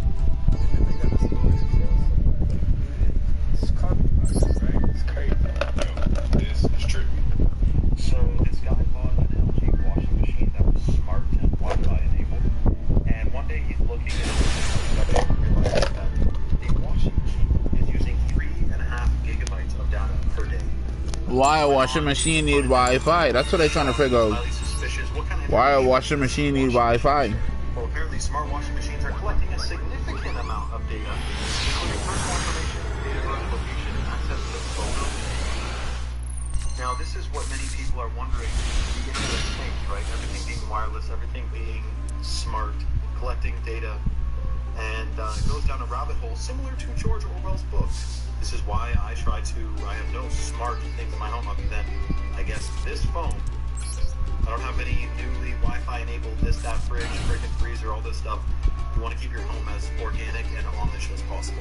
Has officially greenlit the world's first autonomous flying taxi service. They've given 2 companies full regulatory approval to operate these pilotless passenger drones in 2 cities. These aircraft are going to be completely autonomous, meaning that there's no pilot involved, and they say that they'll be able to fly at 80 miles per hour and reach altitudes of 3,000 meters. The company says that passengers won't require any protective equipment or helmets even, and that riding it will feel like riding a car. This is the China's massive investment in its low-altitude economy, including drones, air taxis, and low-flying delivery systems. The sector is expected to be worth about $207 billion by this year, and double that by 2035. They're hoping that within 3 to 5 years, these pilotless vehicles will become the mainstream option for most Chinese cities. Absolutely insane that flying taxis are now a reality. This 14-year-old might have just changed healthcare as we know it. We gotta get security around this kid before an accident happens. Siddharth has developed an app that can detect over 40 cardiovascular conditions, including very early stages before they can cause real issues. You simply hold your phone to your heart and it picks up the most minute sounds of the heart itself and puts it through machine learning to find if you have any problems. But here's the really impressive part. Currently, ECGs are one very common method for finding heart disease, but those results are interpreted by physicians or medical students with heavy median accuracy of 54%. His app has been tested on nearly 16,000 patients so far with 96% accuracy. But he's not stopping with just heart disease. He's revolutionizing disease detection and is also working on an app that can do the same thing for lung diseases. We're definitely in the age of information. We got self-driving helicopters, we got apps that can detect cardiovascular disease, things like that. It's pretty wild out here, and it's pretty exciting. But I'll definitely err on the side of caution for most things, but, you know, exciting nonetheless. So let me know what you think about all this. Know that light travels in the form of waves. Each light wave has its own wavelength, amplitude, frequency, and phase. Now, Nice. imagine 2 light waves traveling through the same medium. When these waves overlap, they combine to form a new wave. This process is called the superposition of waves. Superposition happens when 2 or more waves interact. A special case of this is called interference. In interference, 2 light waves with the same wavelength, frequency, and phase overlap. Interference is of 2 types, constructive and destructive. In constructive interference, the crests and troughs of both waves align. This creates a wave with maximum amplitude. In destructive interference, the crest of one wave meets the trough of another. This cancels out the wave, resulting in minimum amplitude. This is the whole thing where it dives into the UFO phenomenon. Why have we not gotten disclosure? This big question we should ask. If it's just aliens, guys, it's not the 90s anymore. Like, aliens existing are not some big taboo thing, bro. Spoiler alert, aliens probably exist, guys. I don't know where they come from, whatever. If they're visiting us, not. They're out there somewhere. With a big universe, there's life everywhere. Aliens existing, not that crazy. Having anti-gravity plasma orbs that can teleport planes, that's pretty miraculous. And especially if that leads to free energy, then that's really miraculous. That changes everything about our whole planet. Aw, So the reason why from the anime. having disclosure isn't Oh, wow. nothing to do with aliens. It's not a national security. Look at GX. We find out that we helped out Lockheed Martin because they were our preferred defense contractor of choice. Maybe we gave them something that helped them figure out anti-gravity or whatever. Now there's major legal liability. Why? Because the other companies that work on the chart that didn't get that preferential treatment can sue the crap out of Lockheed Martin and the government because that is play favorites. Government's not allowed to do that in a free market. This is really where the real legal liability is. It's kind of sad that civil liability might be a bigger issue for against disclosure than all the criminal crap that we've done to try to cover it up, including, at minimum, the abduction of 239 people and possibly the murder of 239 people on that plane. I think you need to go to the vet today to get a checkup. What do you say? I have to work. I'll take you for a walk later.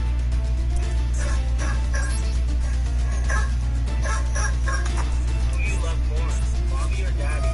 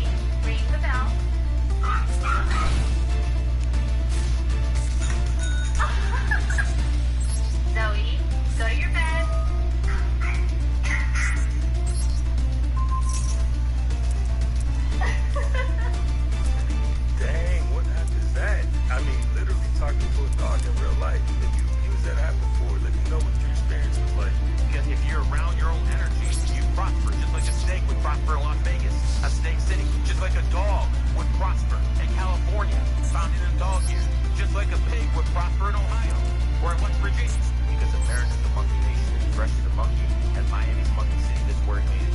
Would have made it any other place, but he made it here. You get the point. You need to be around your own energy. And that's basically how this game works. And if you're around your own energy, happy. That's how this game works.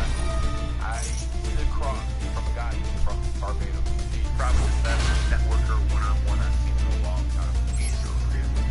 But he came from Barbados. He was born in 1992 here in the Philippines. He came here, Grant Cardone on him, and I think it was a week ago that Grant Cardone. But what about that guy who basically he's 7 years ago? Now you got that much status that he comes on your podcast. What does that tell you? Yes, Fresh work hard for it, but it also tells you the energies were aligned. If you've ever swam in a public pool, you've probably swallowed this. It's not just chlorine. That water is full of pee, sweat, and something even worse. On average, every public pool contains 20 gallons of human urine. And no, chlorine doesn't make it disappear. It reacts with pee to form chloramines, the thing that burns your eyes and makes your skin itch. And if someone had diarrhea within 2 weeks of swimming, the germs can survive in the water, even with chlorine. So next time you go swimming, you're not diving into water, you're diving into a soup of strangers' body fluids. Do you guys know what this is? This is something that may completely change our understanding of reality, or like literally tear a hole through it. Unless you've been living under a rock, I'm sure you know who CERN is and what the Large Hadron Collider is. This, my friends, is the Large Hadron Collider. This is what CERN is now working on. MCT is kind of like the LHC, only like 10 times bigger. The goal is to smash particles together to create trillions of fundamental particles and basically just observe what happens. In other words, they are creating and manipulating energy.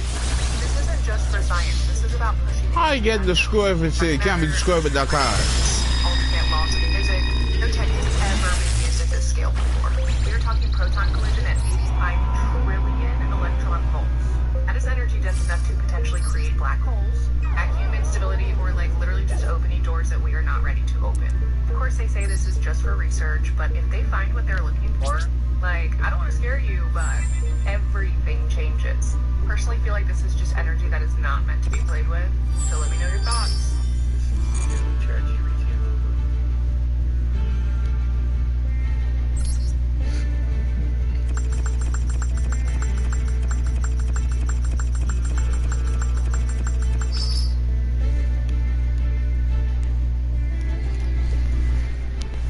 Country.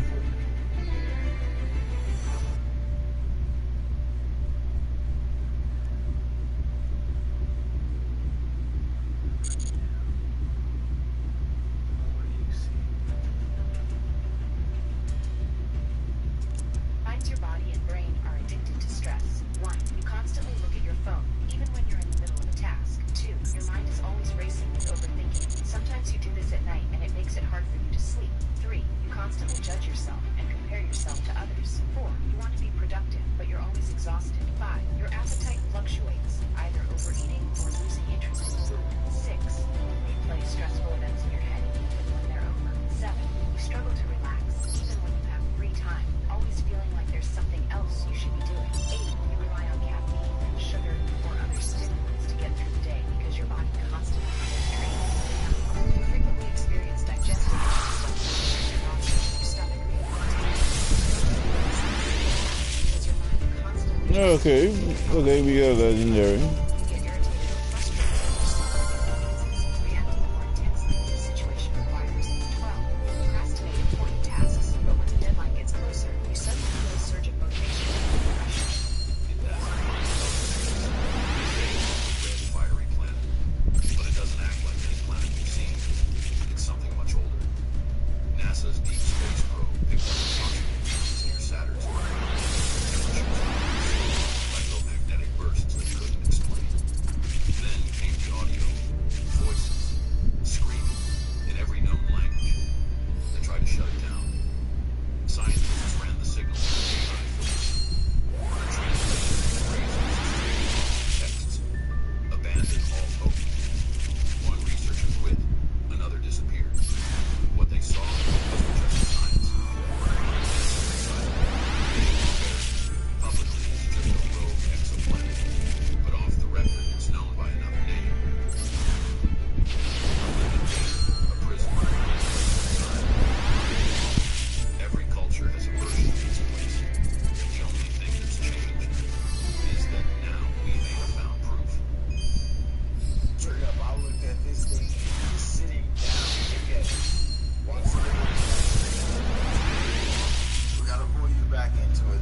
looked like it's like in a position that it got petrified, whatever it was. I swear I see a nose, I see eyes. I'm telling you, this. What do you see though? Tell me. Boy, you out there sitting down on the mountains looking like a petrified We believe, though we cannot yet prove, that our multiverse of universes is 11-dimensional. So think of this 11-dimensional arena. And in this arena, there are bubbles that float. And the skin of the bubble represents the entire universe. So we're like flies trapped on a flight. We're on the skin of a bubble, the 3-dimensional bubble. The 3-dimensional bubble is expanding, and that's called the Big Bang Theory. And sometimes these bubbles can bump into each other. Sometimes they can split apart, and that, we think, is the Big Bang. So we even have a theory. These Egyptian artifacts should not exist. In Luxor Temple, there is a strange statue of Ramses II that engineers have proved was made with advanced technology. If you look at the statue, notice that one side of the face is a mirror image of the other. Wait, what's this? Both sides are perfectly symmetrical, and they are a perfect mirror image of one another. Engineer Chris Dunn actually found what he believes to be machine-cut tool marks inside the nostrils on this statue. This claim is not a far stretch at all because evidence of tube drill and core drills have been found all throughout Egypt. This is the entire premise of Christopher Dunn's book called Lost Technologies in Ancient Egypt. In the 1800s, the British archaeologist William Flinders Petrie found evidence of straight saws, circular saws, and even a lathe, which is said to be the father of all machine tools in existence. Petrie documented all of this evidence in his books and literary publications. Some claim that these tool marks were made by machines in the modern day, but this is a ludicrous claim that ignores all of the evidence. Because many historians note that William Petrie made his discovery when machine tools were in their infancy. And Petrie even noted that some of the tool marks he found did not have any match to any machine that was available to him at his time.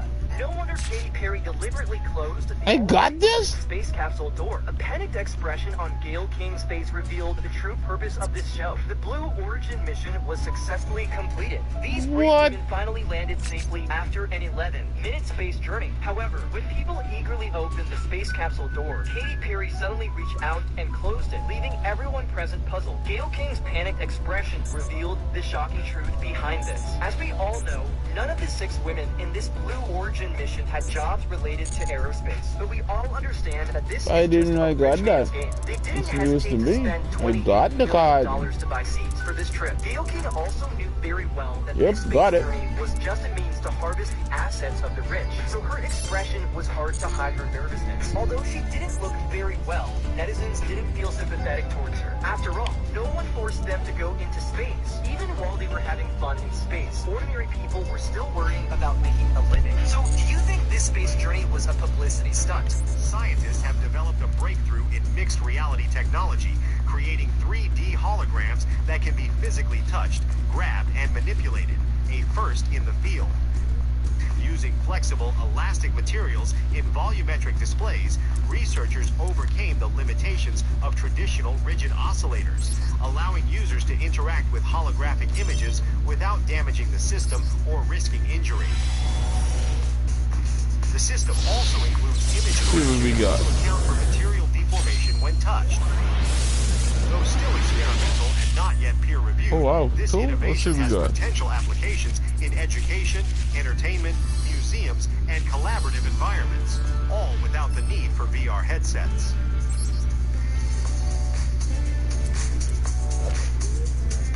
That's the mic. Here's the mic on it. There's nobody there. Go. Mic drop. Yo, that's pretty wild. Turns out that 8 billion people living on Earth is inaccurate, like by a lot. According to this new study, they studied the population in over 30 countries in rural areas, and what they found is the population was on average 53 to 84% higher than previously thought. And keep in mind that rural areas make up 3.3 billion people, or 42% of the world's population. So if we just take the low end of 53%, that's over 1.5 billion high end of 84%, that's nearing 3 billion people unaccounted for. That's crazy. I mean, even if it was 5 billion, that's still a lot of people if you ask me. Y'all want to hear some shit to really blow y'all's mind this morning? So, as a side hustle, I dig graves and graveyards and cemeteries across Bowling Green and surrounding counties. Something didn't sit right with me today. As I was digging, the guy that's the director of the graveyard walked up to me and he was like, we need to lift that casket up and get it even. So we put it on a tally and brought it back up. When we brought it back up, it come off even in a way, but it was crooked in the corner. So he's like, we gotta lift it. So I lifted it, me and him together. But the weirdest thing was, it was really light. Like, extremely light. Like, and I'm not a big dude. Huh? So I was like, you know, I told him, I was like, why is that so light? He was like, don't ask questions that you ain't ready for. Y'all, I'm freaked out. What are they doing with these bodies? Hey, now this has been going viral. But let's not forget, there's been plenty of funeral directors that have been arrested for selling body parts of deceased people. So, I mean, it's not a mystery, and it's definitely not conspiracy. It's been happening for sure. Because I'm not sure of the rules, but I don't think you can go back and say, hey, dig up my deceased person's body, right? That's, I think, once you bury him, that's it. And then you don't know what happened. So, yeah, it's pretty wild. Let me know what you think. Your brain is creating your reality. You'd fail at beginner tasks like walking, let alone advanced skills like ping pong, if your brain shows you what was really in front of you. Let's slow down time and see what happens when you try to hit this ball. The light passes from the ball to your eye in nanoseconds, but it then becomes electrical impulses that are only processed after 100 milliseconds. This means your brain can't show you where the ball is right now, only where it was. 100 milliseconds seems like nothing, but try and hit the speeding ball this way, and you miss it every time. So instead, your brain takes its location, speed, and direction, and creates a fake ball. It also makes multiple predictions of where the ball will be, sending all of your muscle scenarios, and ultimately decides on a single most likely future. By the time you see the ball and decide to hit it a certain way, your body has already hit it back. Even when it comes to OG cards, though. Your brain is constantly making predictions about reality. To find out what's really going on, watch our full video. Sacrifice yourself with witchcraft, right? For real, like you're gonna approach to elevate to the next level. That's a real, like, witchcraft, voodoo, juju, all of that is a real thing. To get to the next level in career. Absolutely. Wow. Absolutely. Yes. Wow. It's a real thing. So she's been presented opportunities like, hey, this is how we move. This is the things that you have to do to get to this level. Ain't no way, bro. Ain't no way, bro. Ain't no way. So, like, she's successful. I got this card. Wow. And she's to the point where it's like, I'm drunk, man. I got a drink to get out my head, man. Just find peace. And so at that point, she was like, this is not me. I love the music, but I hate the business. And she's just like, I can't do it anymore. So that was how she kind of let it go. But yeah, witchcraft, warlocks, and voodoo, juju, black magic, all of that is hyper real. That's what made me even believe more in God first. If you were not familiar with the Mandela Effect, Empire Strikes Back, you need to Google it, or you're not going to understand what's on this tape. But y'all, I'm about to put this tape in and hit play, and you're going to see absolute, incontrovertible evidence that parallel universes and the Mandela Effect is real. Here goes, y'all.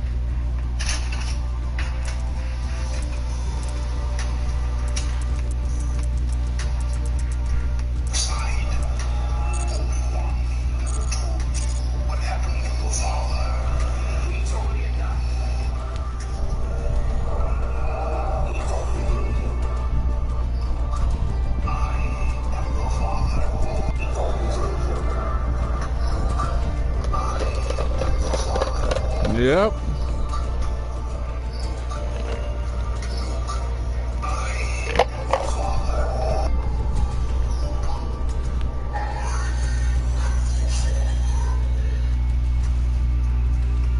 Now my question is, does anybody have an actual video of the Star Wars of Darth Vader saying anything different? I don't personally have it, but if that's such a mystery, we should be able to debunk it like in 2.3 seconds. So let me know.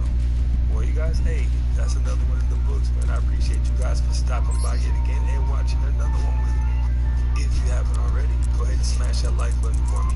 Smash that subscribe button. Join the iTrack fam. Stay up to date with the latest, greatest, interesting, and creepy videos all across the internet. And I will definitely catch you on the next one.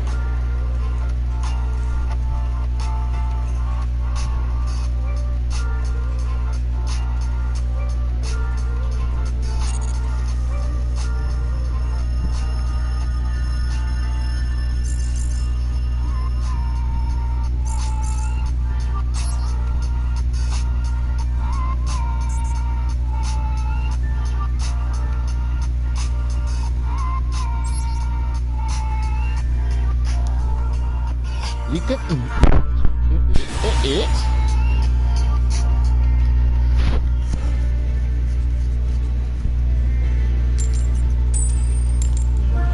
Hey, what's going on, you guys? Hey, welcome back to another episode with iTrack. Make sure I told iTrack man and tapped it in like you want. I'm going to bring something for you to watch after all of today's festivities. I hope you guys enjoyed yourselves. If this is your first time here, what we like to do is take a look at the most interesting and creepy videos all across the internet and kind of evaluate for ourselves whether these are fact or fake. If you haven't already, go ahead and smash that like button for me. Smash that subscribe button and join the iTrack fam. Stay up to date with the latest, greatest, interesting, and creepy videos all across the internet. Let's go ahead and jump right into it. The same people are those who run the world today, and let's name them: the Paysuers, the Rothschilds, the Astors, the Bundys, the Collins, the DuPonts, the Freemans, the Kennedys, the Lees, the Onassis, the Reynolds, the Rockefellers, and the Russells. They are all descendants from those who fell from heaven. They are the descendants of the Nephilim. This is why every single freaking time a UFO, giant, alien, demon gets a glimpse of exposure, someone ends up missing or dead, and information is scrubbed from the internet. But I'm not afraid to speak about it like your 501c pastor is. Gen X is a brand new Mandela effect, and you are not gonna like this one.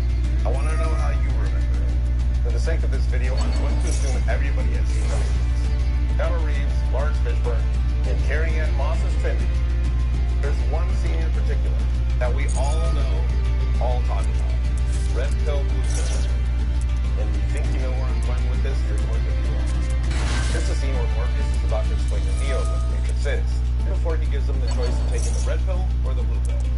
You see he's holding a little pill box in his hand right there.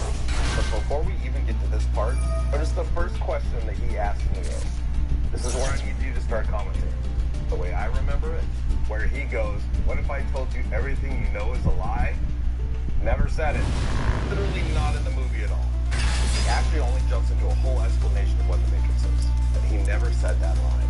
The Matrix is one of my favorite movies. My brain doesn't know what to do with this now. What you remember, he tells Neo, or asks him, right before he gives him the choice of the red and the blue pill.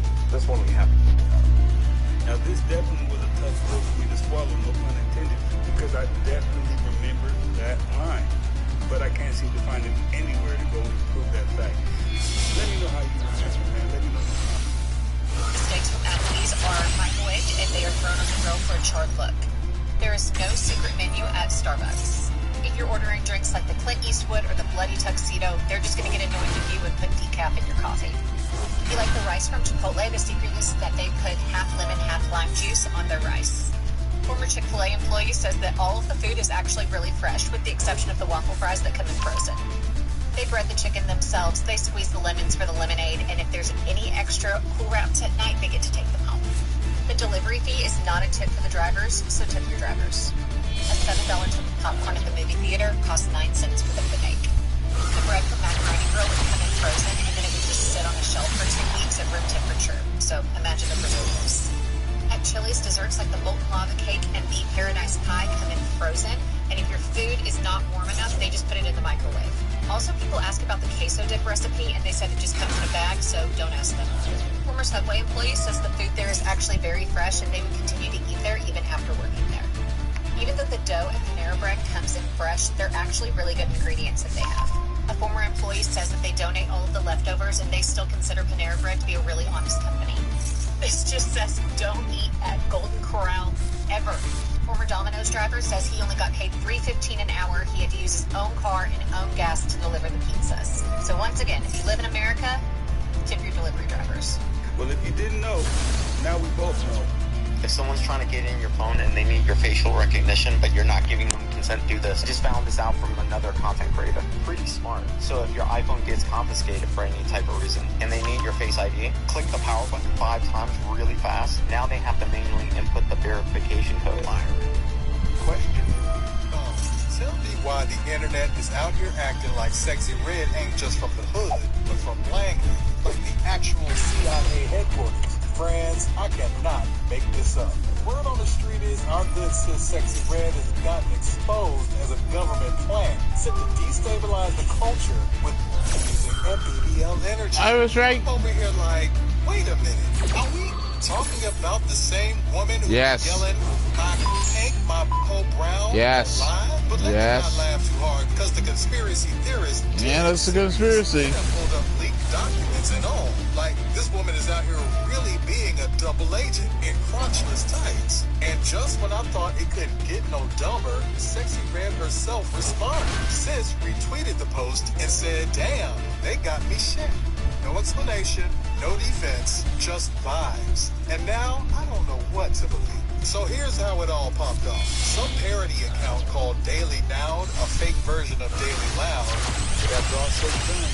Definitely the same job to make it nice. Ooh. Just about the garbage out here in the airways, you know what I mean? For some reason, this comment triggered a chain of thoughts, which sent me down a rabbit hole, and I found some stuff. Before I get into it, you're right. Real food, real people. Are they mocking us? Anyway, since a hamburger is #1 in America, I started off by looking up all the definitions of ham. And #2, the backs of the thighs, or the thighs and buttocks. He squatted down on his hands. What's really bizarre about that, and maybe I'm batshit crazy, but it's served on something called buns, which is a nickname for buttocks. And then I couldn't help but notice what they look like. I can't be the only one who sees it. Is this more mocking? Aside from that, what's strange is it said that the term hamburger derived from Hamburg, Germany, while others say it originated in the U.S. Or it's more mockery. Let's talk about chicken. I get it, the breast, the thighs, the legs, the wings, the fingers, because chickens don't have fingers. And apparently chicken fingers got their name because they resemble a human finger. However, they don't. Is it more mockery? Also notice how the movies throughout the years, whenever referring to cannibalism, they always say it tastes like chicken. Funny. Not as funny as you think. Might as well jump over to some symbolism while we're on chicken. I see more double C symbolism in this logo. Maybe it's a coincidence. Maybe the star placement is a coincidence also. Hard to rule out symbolism considering it has this in it too, which is a symbol I've talked about in the previous post. And since we began with what's in fast food restaurants, how about art having this in our window, in our faces? Scientists have invented a maglev titanium heart and have already implanted it inside the chest of a live patient. And you're looking at the heart right here in this first image, and it looks insane. An artificial heart from the wrong century, but it's actually an extremely impressive piece of technology. So I'm not going to make fun of it anymore. It's called Vivaport, and it uses the same technology as high-speed rail lines. And this time it's designed to pump liquid instead of carry trains. It has been implanted inside of a human being. It's called the Total Artificial Heart by the U.S. Food and Drug Administration, and they implanted it here in my home state of Texas at the Texas Heart Institute. And what they wanted to do is make a heart pump, an artificial heart that had way less friction. The more friction you have, the more heat, the more losses, the more it wears down the device. And let's see if I can describe how it properly functions. It uses a small rechargeable external controller to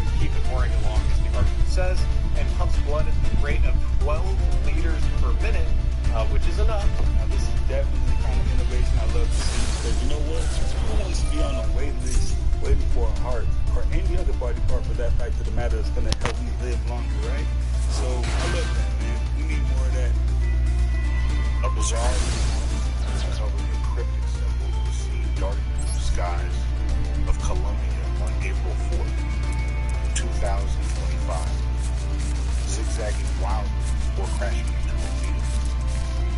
Witnesses described the object as a silver-gray orb, moving in unnatural patterns above a hillside before plummeting with eerie precision.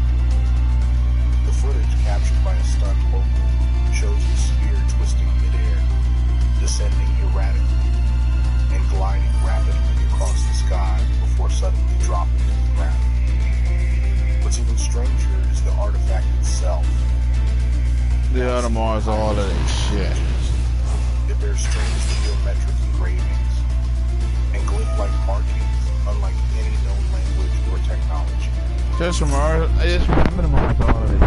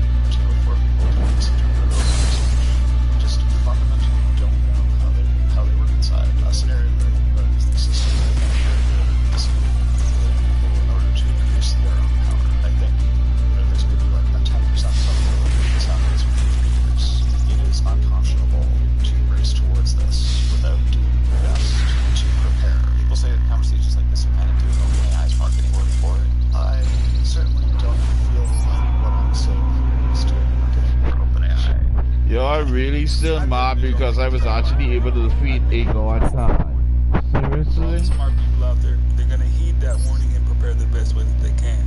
But I'm not sure how you can prepare for something that's integrated into everything. You know, OpenAI is in our phones, it's in... Yeah, mad because I was able to defeat a god. Legit. Around our body is just as effective as medication for speeding up wound healing. I'm Dr. Jason Yuan, and I teach about the science of biofield therapy. A recent study looked at an energy healing practice called pranic healing on its effect on skin cells on how fast they heal. And scientists looked at using the rate of healing compared to insulin, which is a medication that is known to support wound healing. Well, insulin alone achieved 100% wound recovery by 48 hours. And pranic healing also achieved 100% recovery within 48 hours. So the key takeaway here is that pranic healing was able to achieve wound healing as good as insulin. And this study highlights the human potential of our healing just by using this invisible energy. Create cybernetic individuals who, in just a few short years, they're completely indistinguishable from us. Which leads to an obvious conclusion. We are gods now.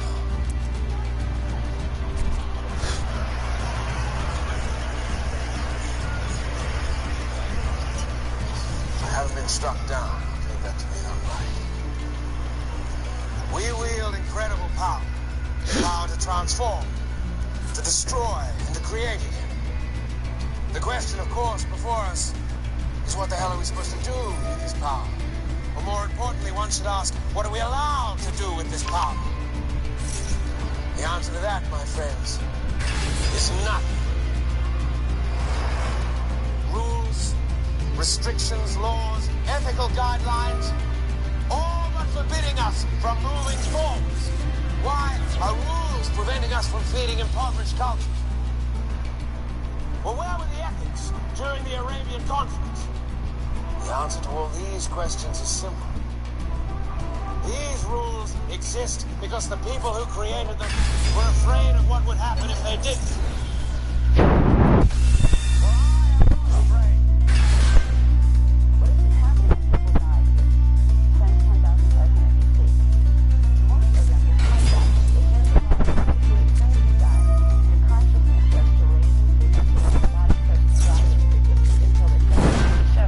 What normally happens is your consciousness keeps raising the frequency, and then it will go up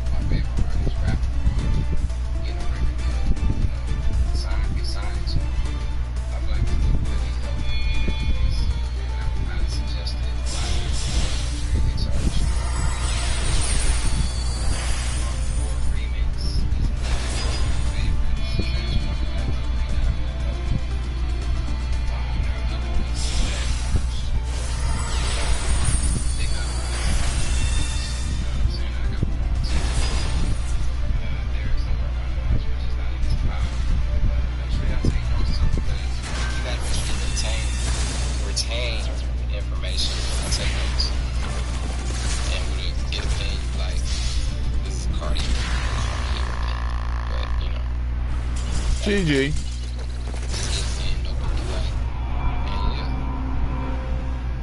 Am I the only one that caught this? Check this out. Alright, so here is a picture of the pod that landed safely on Earth after the 11-minute space travel with the all-female astronauts. Clearly this hand looks very shiny, and to me it looks like a dummy. And if you can see, there is a visible, clear, white vertical stripe down the outfits that they were wearing, or according to this. Check this out. Huh. Picture of the group. And what do you know? No white stripe. Anywhere. I don't think you really understand how cool Walt Disney was. This man won 26 Oscars, which is more than anyone else in history. At one point, he was getting an Oscar for 10 years in a row. He even got 6 extra ones for Snow White and 7 Dwarfs, 1 large and 7 small statues. He came up with the concept of Disneyland and funded it himself. He measured distance in hot dogs, which is why trash cans at Disney World were placed 25 steps away from hot dog stands, since that was how long it took him to eat a hot dog. He named Mickey Mouse after his wife, but she disliked the name Mortimer for the character and suggested Mickey. He also was its voice actor for 20 years. His name was an inspiration for Wall-E's name. His creation, Mickey Mouse, is the first animated character to receive a star on the Hollywood Walk of Fame. For a few years, Disney was the only animator allowed to make films with color because of the contract he held with Technicolor. He even got a whole minor planet named after him. Okay, I'm gonna show you guys something real quick. So my eyes are blue, right? Yeah. Alright, so watch what happens when I spend some time in the sun. I'm gonna cover this eye for you guys. Look.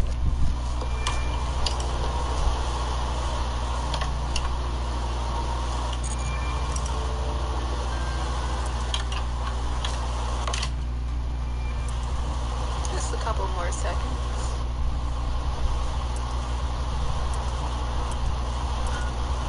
That should be about good. We're gonna come back inside. I'm gonna keep that eye closed. And my eyes turned around in the sunlight. Now, she might just be a normal person, you know what I mean? That just might be what her eyes do. But I knew somebody that their eyes did that, and I always got lizard people energy from them. Like, always, right? It's interesting, though. Kind of creepy, but interesting. Ravens totally solved the problem of there being no puppies in the sky. Unlike regular crows, these birds are huge, like 2 to 3 times the size. Their wingspan can reach up to 5 feet. Because their wings are so wide, they like to land with their shoulders hanging low, kind of like someone walking out of the gym all pumped up. Ravens are actually one of the easiest birds to tame. No matter how you pet them, they won't get mad. In fact, when you do pet them, they puff up and look adorably chubby. They're also super loyal when it comes to love, true one partner for life types. And despite what people might think, ravens aren't just plain black. Their feathers show off different colors depending on the light. Really beautiful. Not only that, but they're super clean birds. They don't spread viruses, and they're crazy smart. They can actually make tools to solve all kinds of tricky problems. That's what they want for a pet doing them. Pure white pigeons, they actually carry all kinds of bacteria and can easily spread viruses and disease. When you study the brain and behavior, the more alarming clear it becomes that we don't have absolute free will.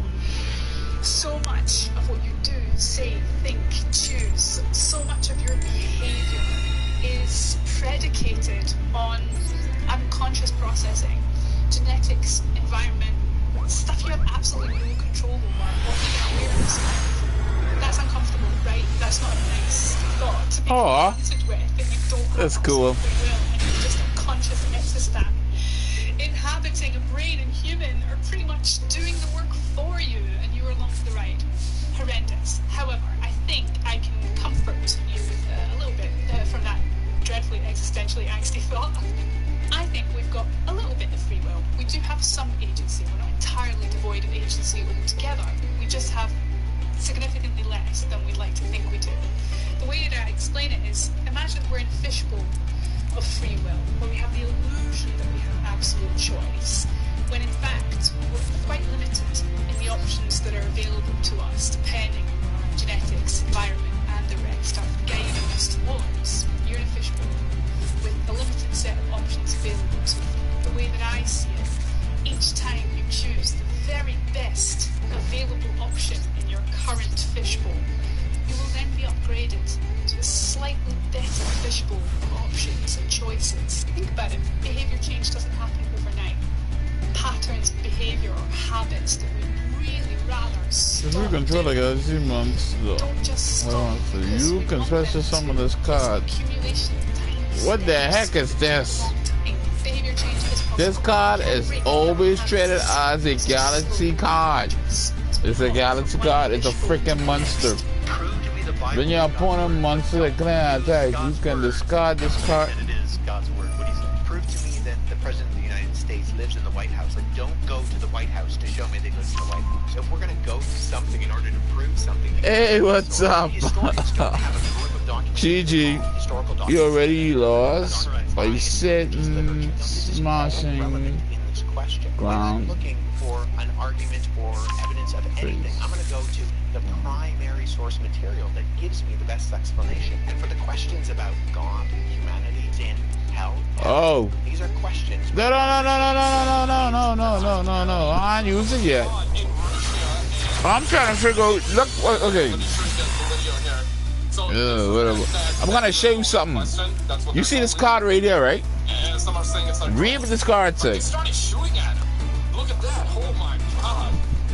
And get this. I know, but I'm trying to show you something. Look, if you control a Galaxy Eyes monster, you can special summon this card from your hand in defense position. Watch this.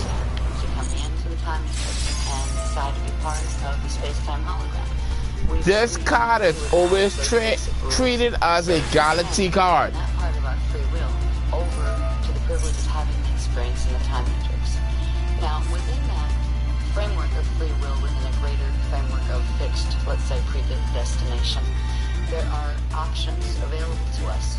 They're called probable realities. Hey, what? That means there are, from any moment point, there are several, sometimes many, different courses of action that can evolve from that point. Because time is simultaneous and space occurs all in the same place, we will see one version. But I control this card. Guys, yeah, I control it, right? So I got special summon the same card and put it in defense mode. Come on, man. The process of coming together, of reclaiming consciousness as an avatar, is bringing together all of those probable. Yeah, I've been playing this for a while. There are parts of ourselves now that are part of.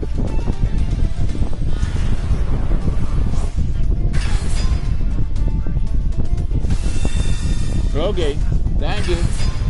I thought, I didn't know. It's like Galaxy, but I didn't know. Either way, okay.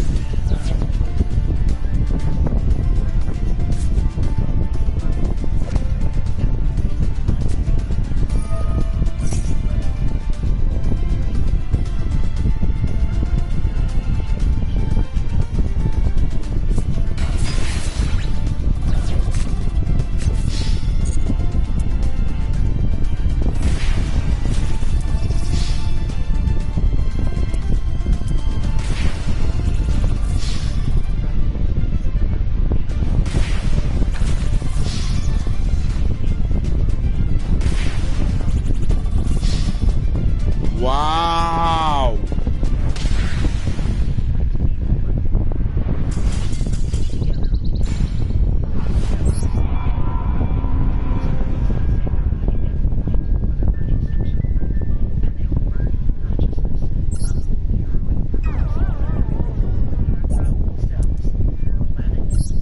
Okay.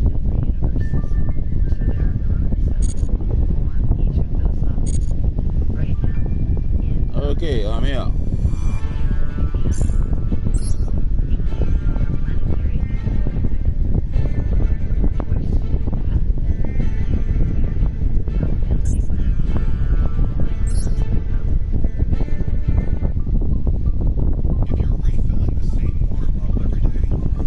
Well, these the cards what I got.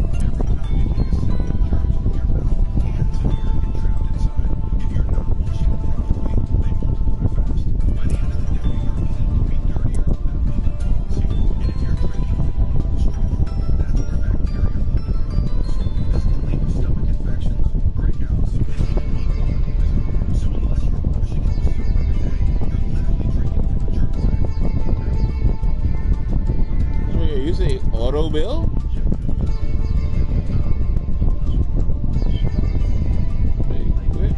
Where is it?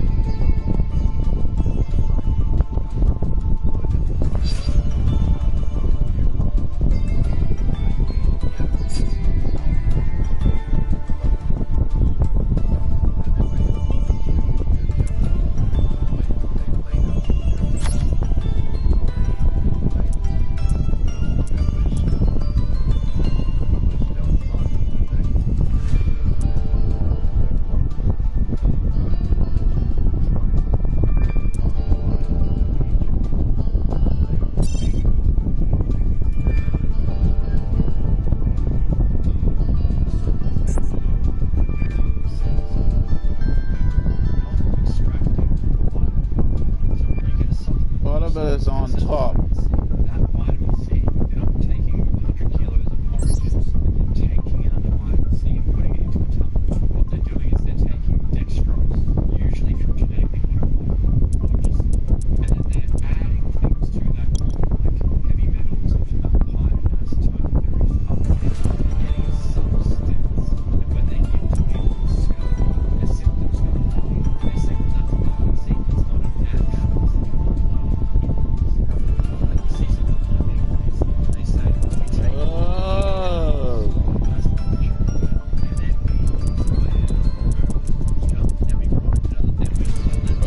What I did just now, right? I put that card here.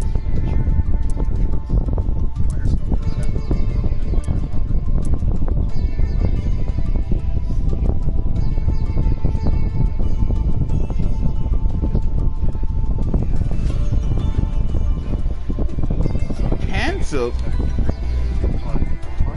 Okay, hold on.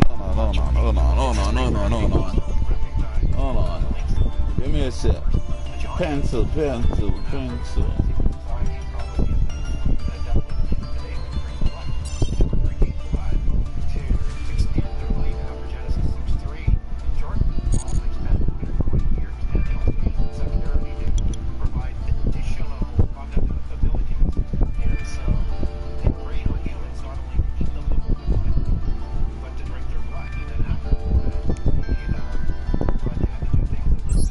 Man, this. Largest piece of lab-grown chicken, complete with artificial veins, was grown by scientists in Japan using a new method. The researchers made a bioreactor that functioned like a circulatory What's in the middle? by using 50 hollow fibers acting like veins to distribute nutrients in Man, this. the meat. The 2.7-inch wide piece of chicken was not made using food-grade materials.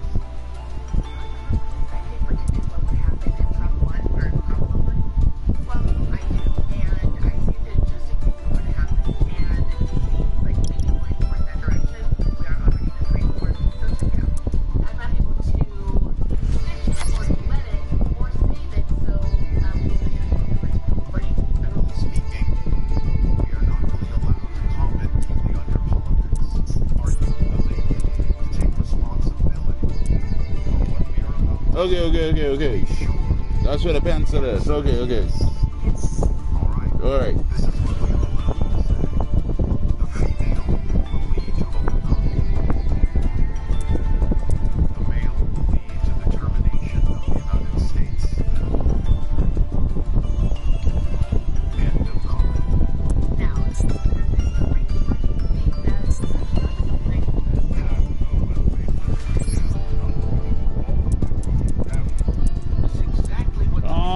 Actually gonna use synchros, or are you gonna use just one?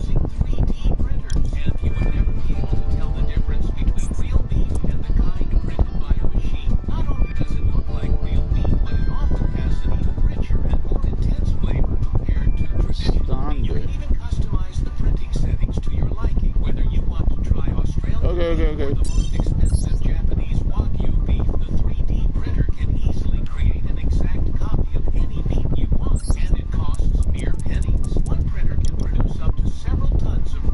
Okay.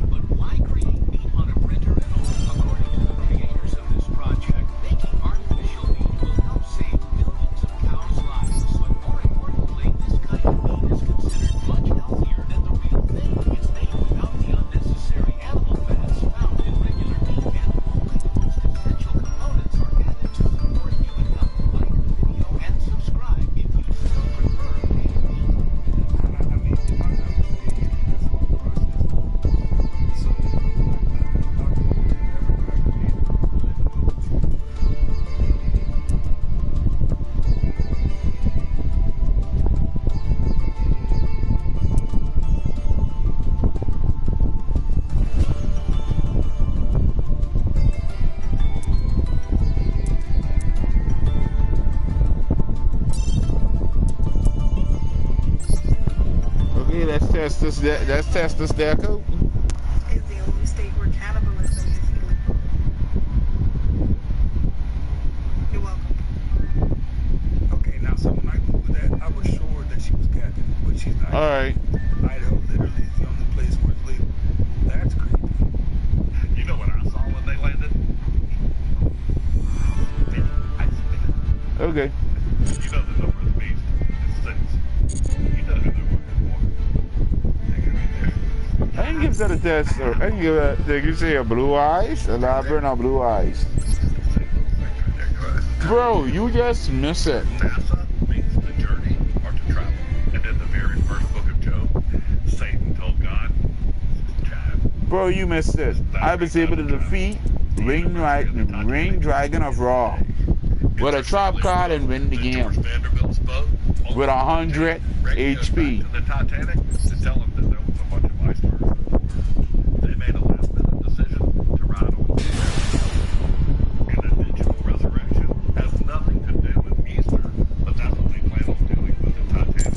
They're going to digitally resurrect the Titanic during the Easter celebration. I go by Ezekiel 33.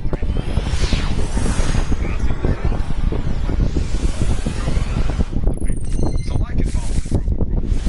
Jesus said, how does this say? Individual make their way to ring the bell. It is exactly at 33 minutes. You do that quickly, and there you go. Actually, 33 minutes. This looks ritualistic, meant to have a display. As you see here, let's get a little bit of a closer look.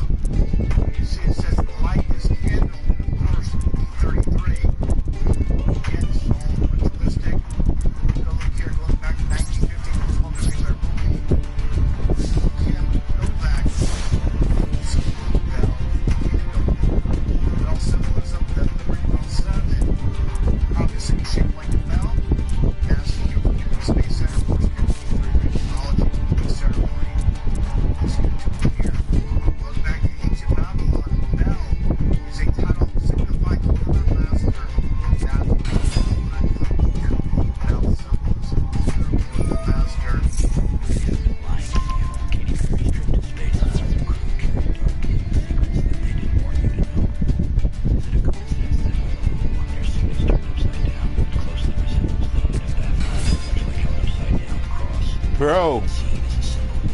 Bro, it's what he did. We both was at 100.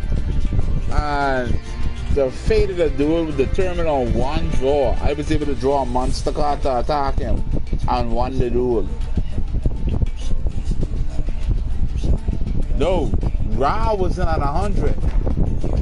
My life points was on 100, bro. Ra was legit, like, what? She is like a 7,000. The duel pay half his life points, bro. The end the duel quick.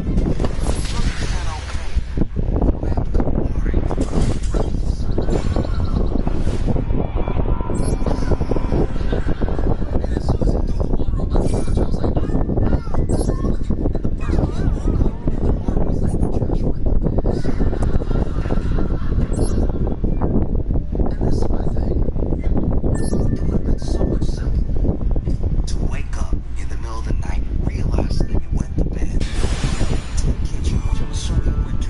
Grabbed a mug, which I'm assuming you did. Filled it with water, which you must have had. And then just poured it on me while I was sleeping. That would have been so much easier. I would have woken up and been like,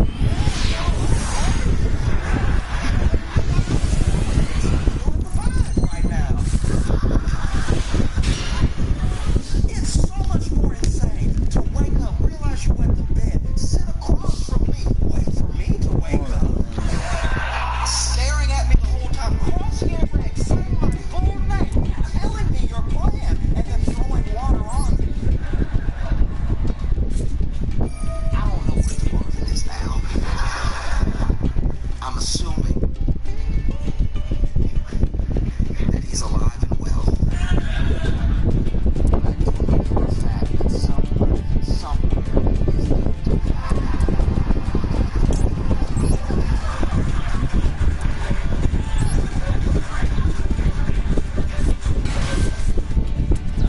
My other friends had kids in like 22, 23 and stuff, so their kids are like at that age where they're like over a year old. They're basically at that age where you keep still saying like months. You know what I'm talking about? Like nobody can just say like 1.2.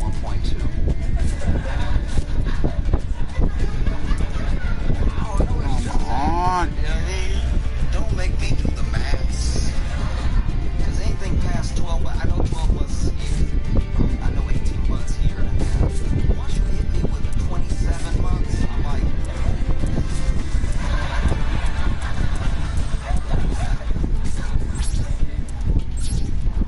so their baby is 16 months.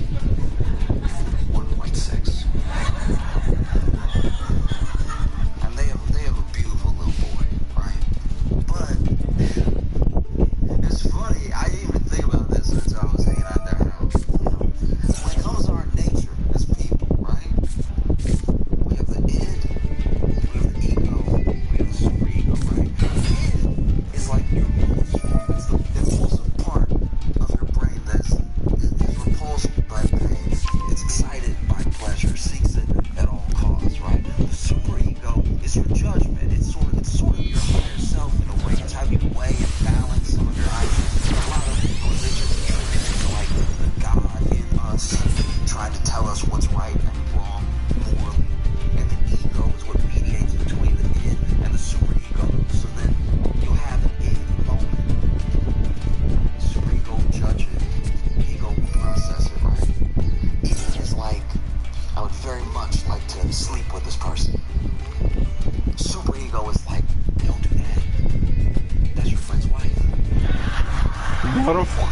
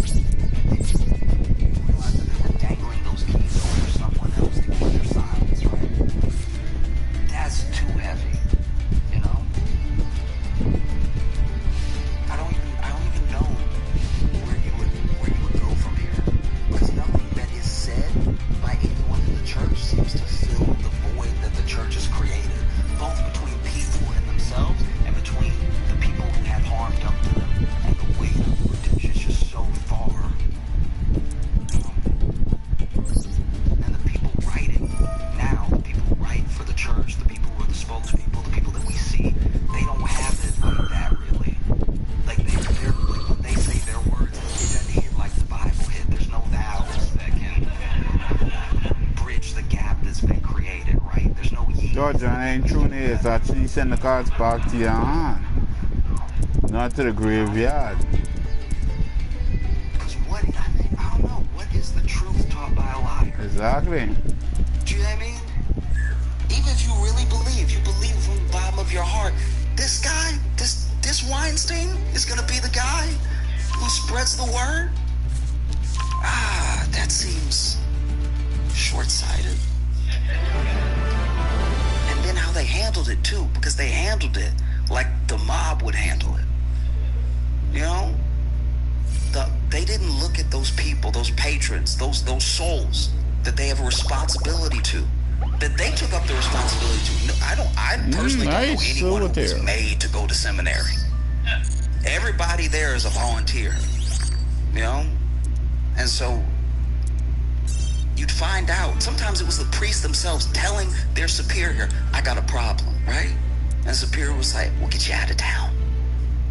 That was the move for a long time. It's why so much damage was done, you know?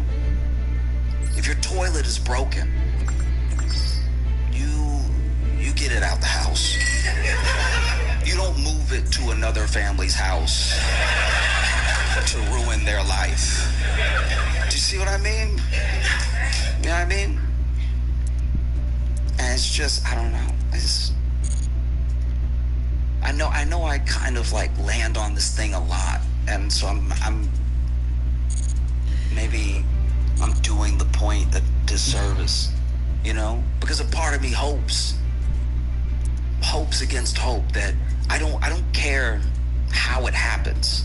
I want everything that those priests were teaching to be real, right? I want it to be the truth. So that way we all know in our hearts that there's a hell.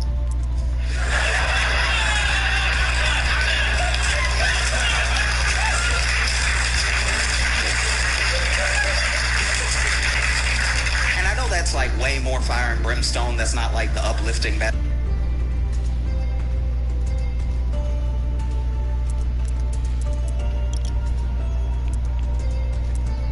or anything, but I don't know. I just feel like it would be nice.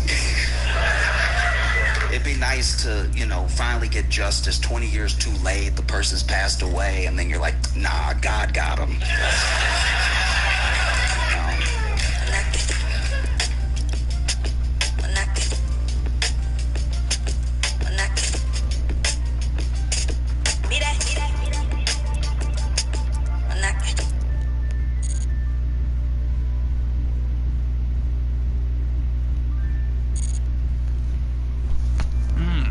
Make some noise for Josh Johnson!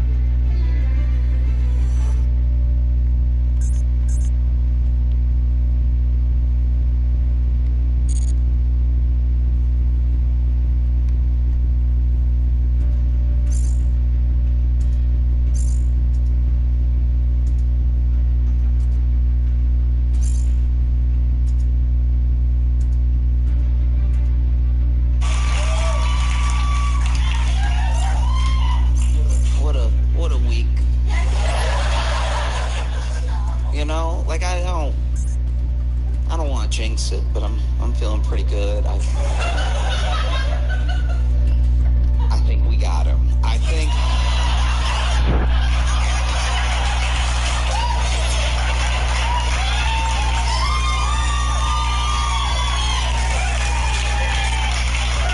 in case you didn't know, Diddy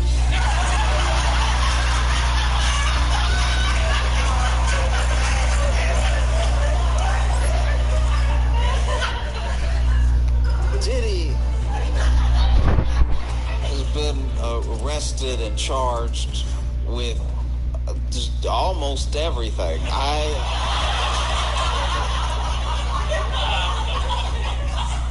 Initially, it was sealed, and we just knew they were going to be holding him for a little while. And then they unsealed, and we were like, what? Because Diddy is very important for people to understand. Diddy is, when I say a monster, it's just because I don't want to swear. Diddy isn't the monster the way that, like, a person in your life that you know is evil is a monster. Diddy is a monster in the way that I'm pretty sure even the devil is like, ooh, somebody coming for my job. And I know that, you know, you're supposed to say allegedly. But he did all of it. He did everything. He did everything that I believe that Diddy did, whatever they say he did. And that doesn't just apply to, like, the cases he has now. I believe Diddy did stuff he hasn't been accused of yet. I believe Diddy caused inflation.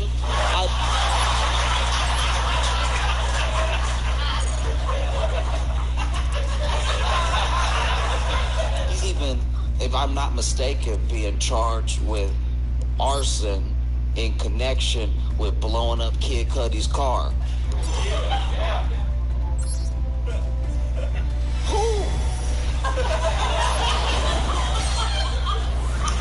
Who blows up cars?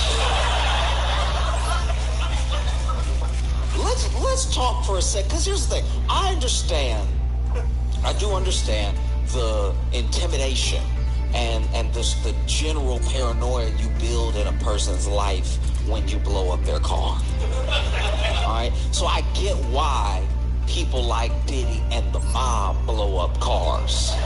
It's very effective. You know, somebody's thinking about testifying, and then they're going out, and then they go, beep, beep, poof.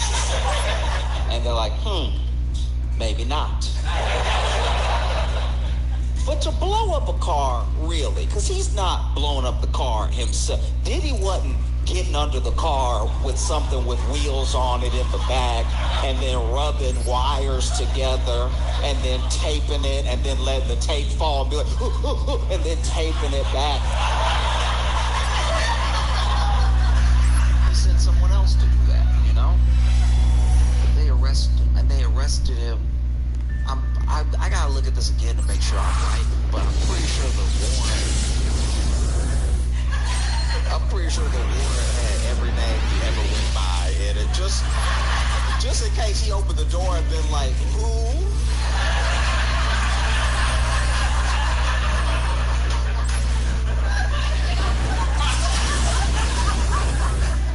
No, I don't know a Puff Daddy. Let's see what we got. No, there's not a Puff here either. Would you be looking for just a general Diddy? Because he's not in. I go by Brother Love. This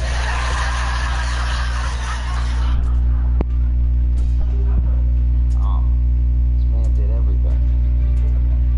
And they arrested him, got him locked up in Brooklyn in one of the worst places to be locked up. It's really bad.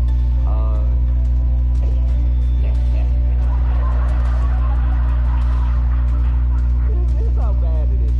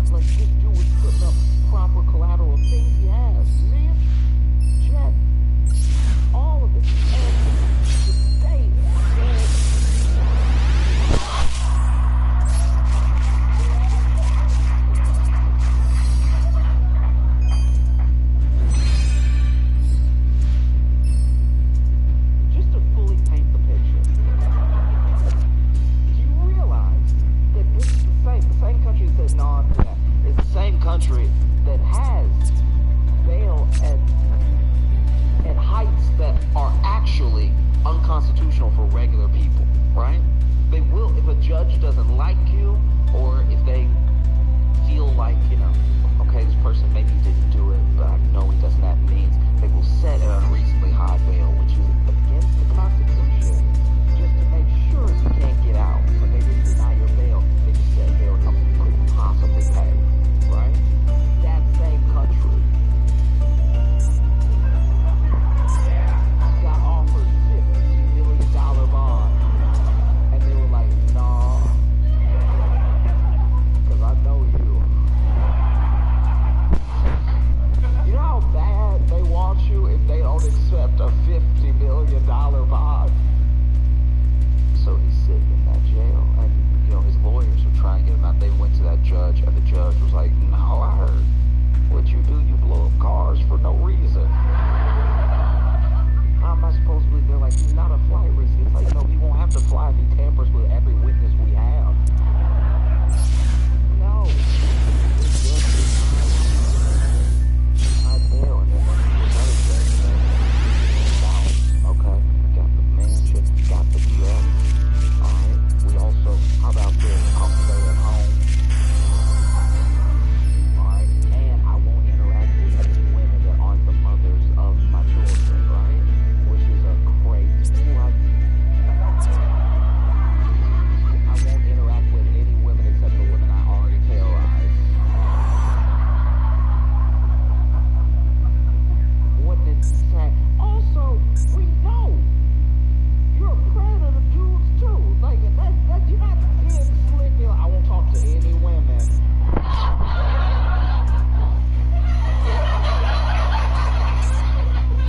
No. This dude's the devil, so they denied it again. And his lawyers were pleading. They were like, please, listen, the prison that he is in it's horrible. It's absolutely disgusting. It's terrible conditions. It's traumatizing. It's in his mental health. You can't be in a place like this. The more they described it, the more I was listening. I was like, that just sounds like Diddy's house. For everybody else. They raided his house, found all manner of stuff. They found 1,000 bottles of baby oil.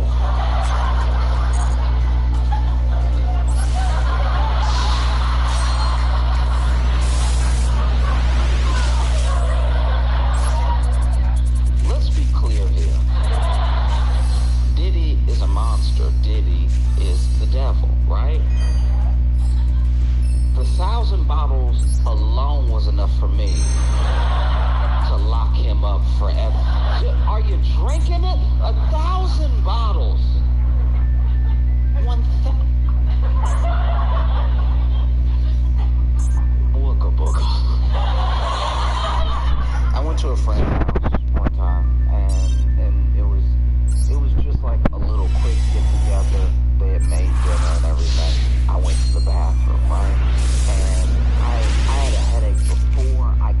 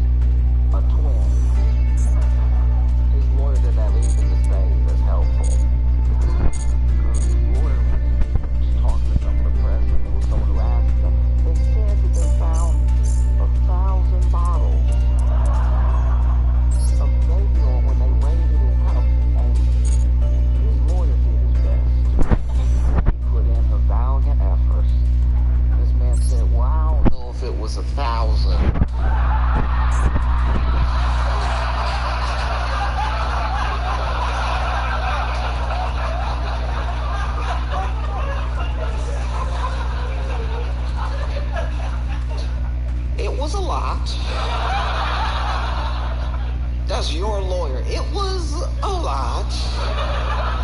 But you know,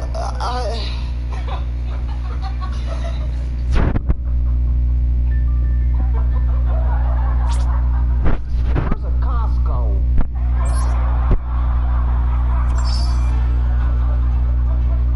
just down the street from his house, and as you know, Americans love to buy in bulk.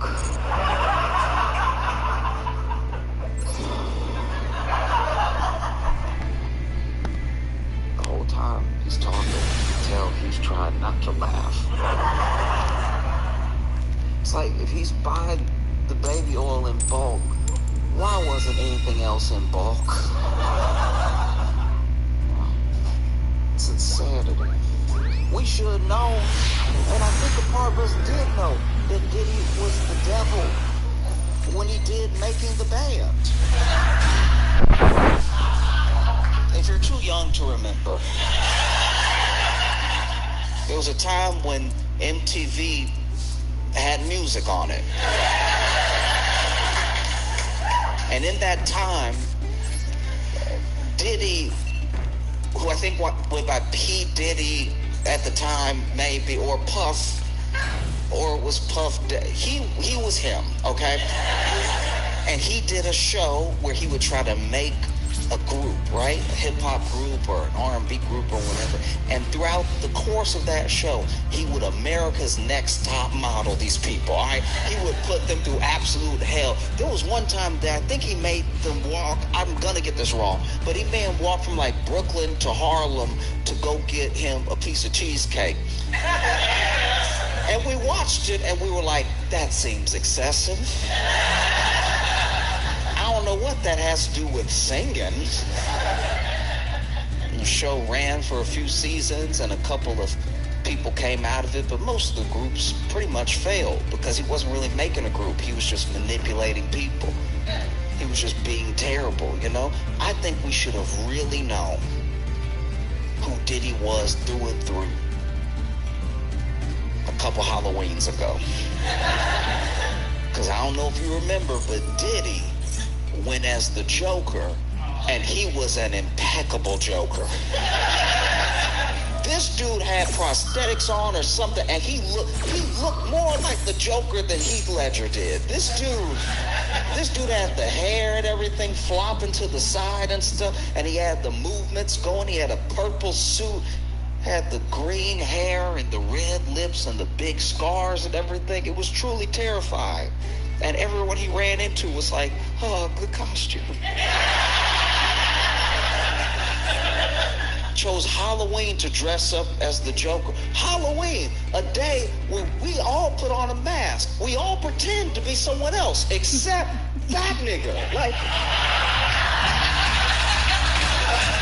that man was just wearing his true skin. This dude was walking around as a Joker like I've never felt more free. Everybody terrified when they look at me. He rolled up on Tyler, the Creator. And Tyler, the Creator was just looking up like,